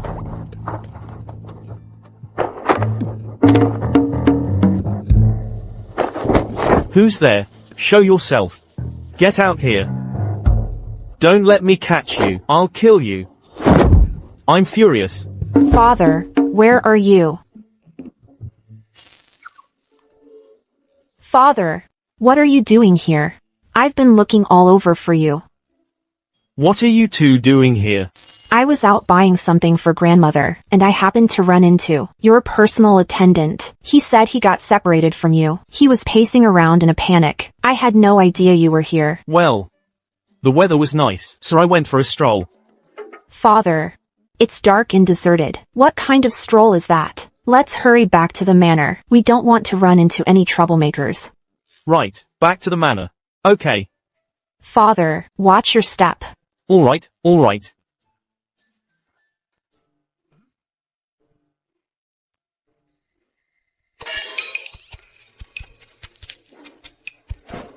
Wow. This sky isn't as dark as Alara's heart.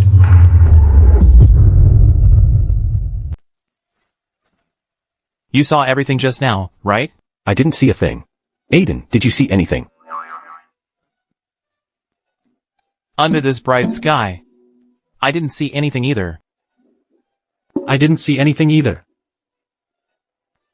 If the masters are blind, I dare not see. So, if we head back to the villa now, can we still get some supper? I'm here. Go on. When you get married, pick someone who can't fight. Someone who's a bit slow.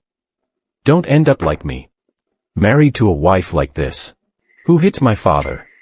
Insults my mother. And I don't even dare to fart. I get it. But what? But, you still gotta let it out sometimes, or you'll get sick. Look at you. You married a wife, and ended up being the one who's scared. What a unique kind of fear. It's truly unbelievable. Don't you think? When Alara married into the ducal manor, she applied to catch the bandit, first catch the king. To our grandmother, let me tell you, right now, our grandmother must be thinking that Alara is her own granddaughter. And you are just the grandson-in-law who married in. You stay right there. Did you really go and beat up the young lord?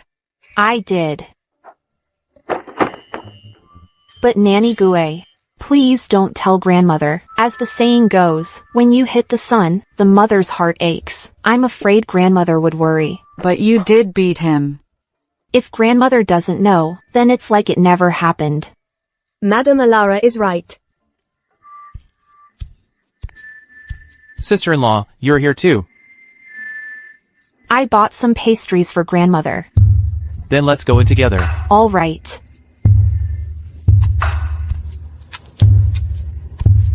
These four look like birds of a feather, a nest of vipers. What brings you all here together? I came to see you, grandmother. That's thoughtful of you. Have a seat. Grandmother, I'm here because I have something important to discuss with you. What is it? Alara is one of our own. Speak your mind. A few days ago, His Majesty said he wanted to send officials to the northern desert to clean up the corruption in officialdom and improve the people's livelihood. I think, since Father's heart is always with the people, it would be best if he went. What a filial son. Sister-in-law, if you have something to say, feel free to speak your mind. I think Aiden is right. I am often moved by father, and his dedication to the court, and the welfare of the people, is truly touching. As his daughter-in-law, I truly feel proud. You're the only one who knows how to talk. That's all thanks to you, darling. Ever since I married you, I feel much happier. Have you ever thought about the wife leading and the husband following?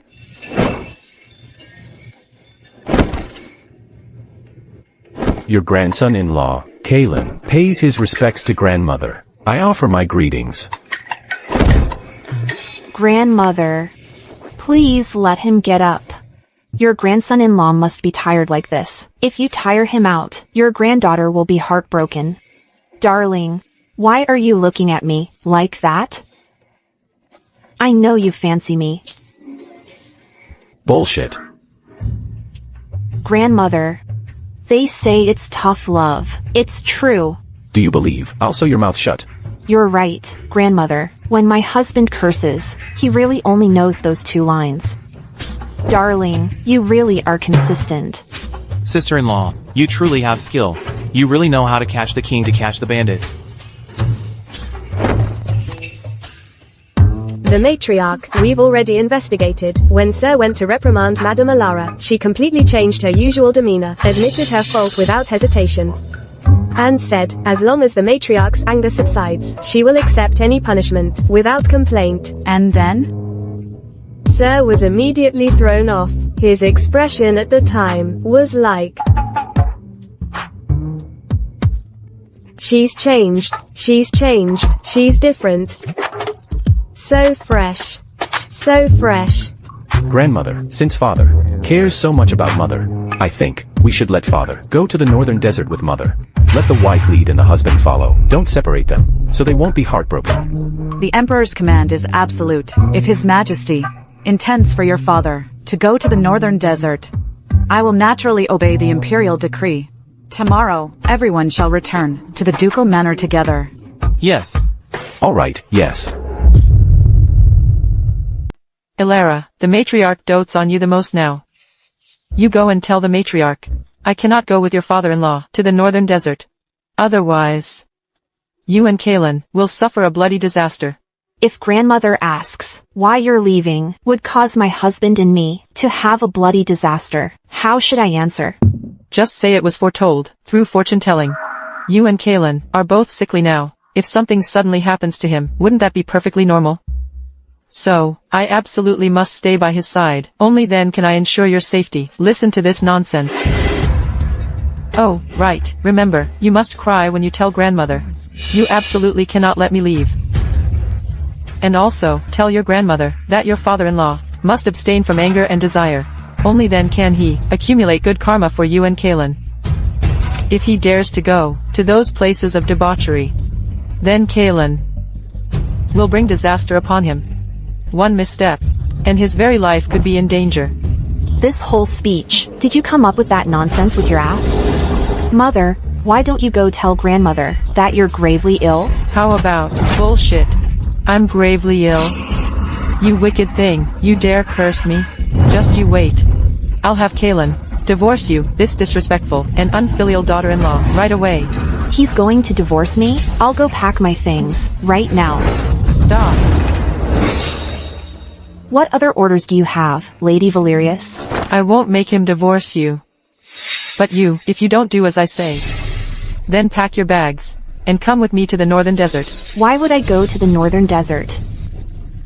To serve me, of course. A daughter-in-law serving her mother-in-law is perfectly justified. Do you have anything to say? I don't believe you'd willingly go to the northern desert. No. Madame Alara. Young mistress, you. What's wrong with you?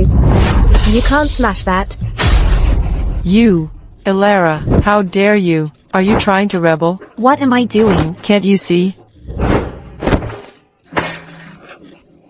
I think you're looking for death.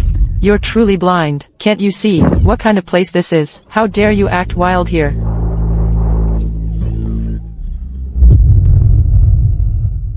Am I acting wild? I'm standing up for myself. You don't actually want me to go to the northern desert with you. You hate me so much that you can't even stand the sight of me at dinner. You don't actually want me to serve you. You just want Me gone for good.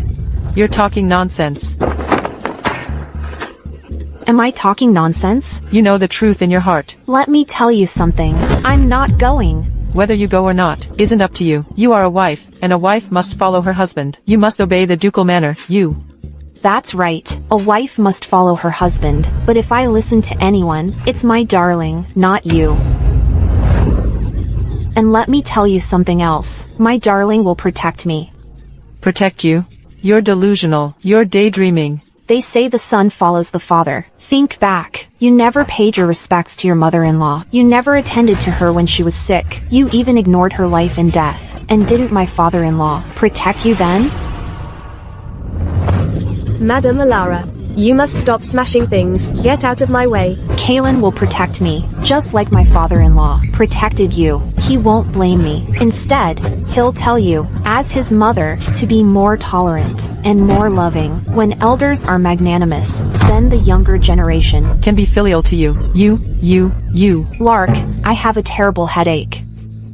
I feel awful. Father, Ilara isn't entirely wrong. She's newly married, and only knows the surface of things, like how you and Mother defy grandmother. She has no idea about that. Kaylin, where are you going? What do you think? Didn't you hear? My delicate, helpless wife is about to faint. I have to follow father's example and protect my wife. Father taught by word and deed, and Kaylin takes after you perfectly. Get out! Get out of here. You were once a daughter-in-law yourself. You didn't serve your mother-in-law. So why should I serve you? As my mother-in-law, you call me unfilial, but how am I unfilial? I learned it all from you, Ilara. You. Mother, why are you shouting? Look, you're about to scare her into fainting. That's not very loving. Darling. I'm dizzy. I feel sick. Could she be pregnant? Lark, go fetch a physician, quickly. Yes. What are you doing? Mother, didn't you always say that father was at his most manly when he stood up to grandmother, full of masculinity? Now I'm just like father. I'm full of masculinity too. Shouldn't you be proud? I used to think I was being manly, but now, looking back, I deserve to die 1,000 deaths. In this world, no one can truly empathize unless you've actually been through it yourself. You'll never know how it feels. You. Madam Alara. Someone, fetch a physician. Quickly. Let's go.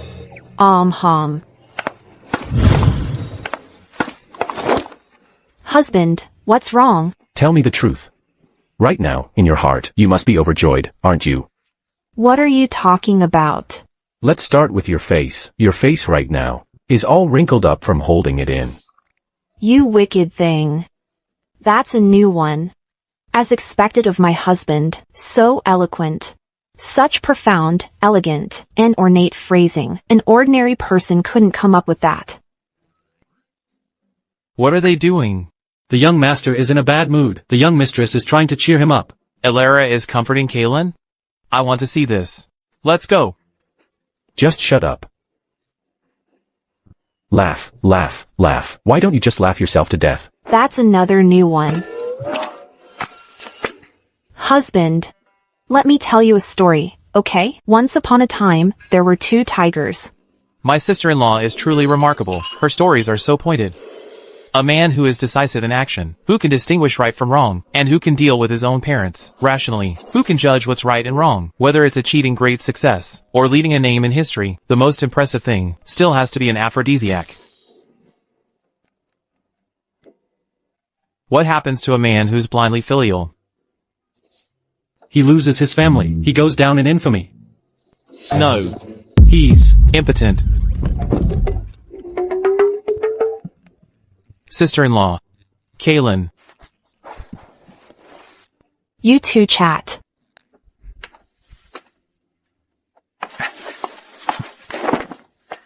All done? Well, father gave mother a cup of knockout drops. Then he took her away. Thanks to you, sister-in-law, we got to be filial sons again. Tell me, Were we forced into another aphrodisiac situation?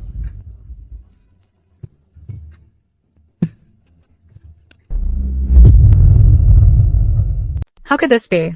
In my previous life, Silas's legs not only healed, but he also rose through the ranks in officialdom. Why are they crippled now? Silas is crippled. He'll have no support for his career again. Then what about my title as a titled lady? And my wealth and status? What do I do?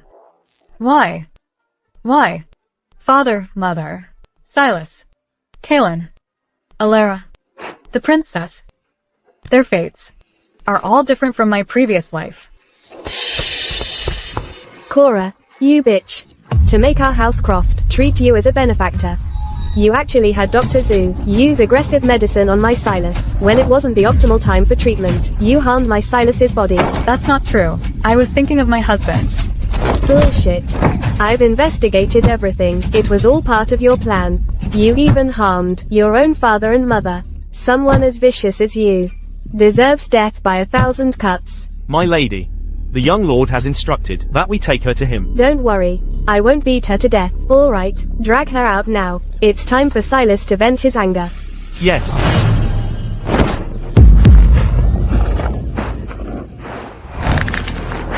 What are you doing? You made my legs crippled. So much effort. I should properly repay your kindness. No. Darling, it was Dr. Schwa. He tricked me.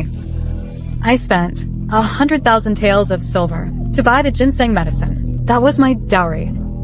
In that case, I should thank you even more, my dear wife.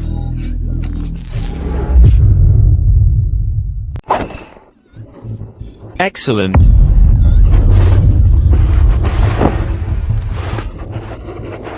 My lady's voice is so pleasant. Let's continue. My lady, could this lead to trouble? What trouble could there be?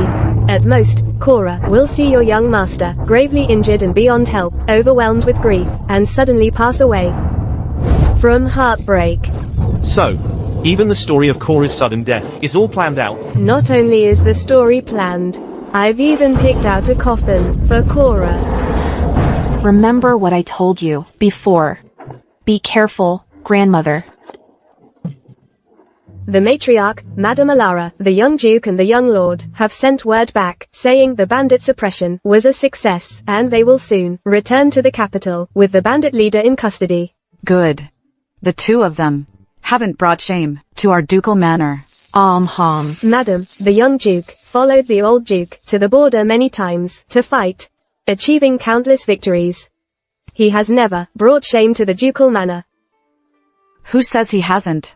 That scoundrel's outrageous deeds, I couldn't finish telling them in 3 days and 3 nights. Elara, how about I tell you some of his embarrassing stories? Yes, please, grandmother. My lady, Madame Alara, the Crofts have just had their assets seized and been exiled.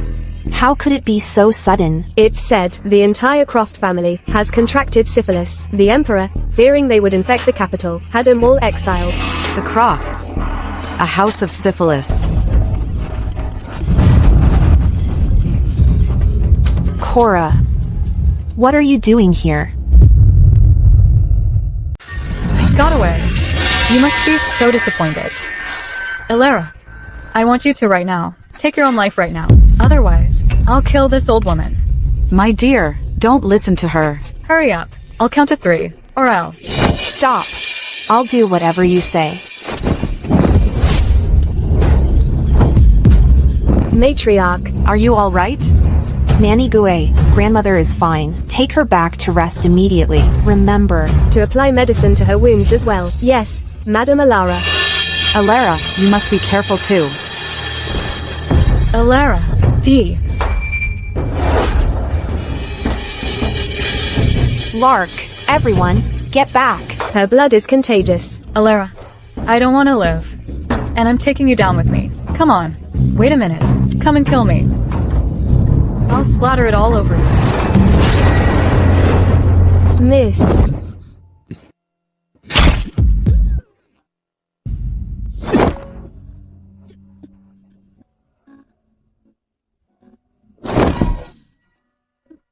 Why? I was given a second chance at life.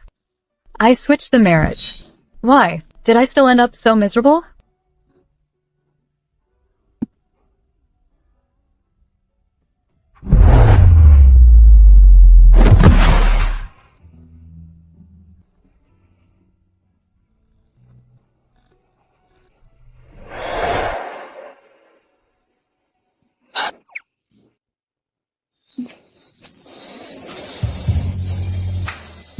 You're awake. It's so good to see you when I wake up.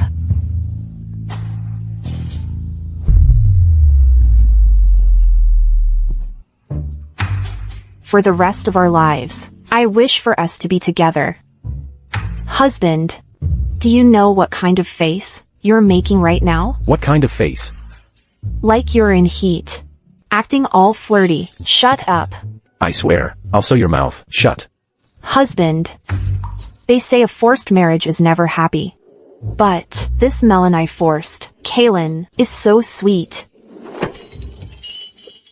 Why does my heart feel so sweet? Could it be that I actually enjoy being forced? You hit me. How dare you hit me?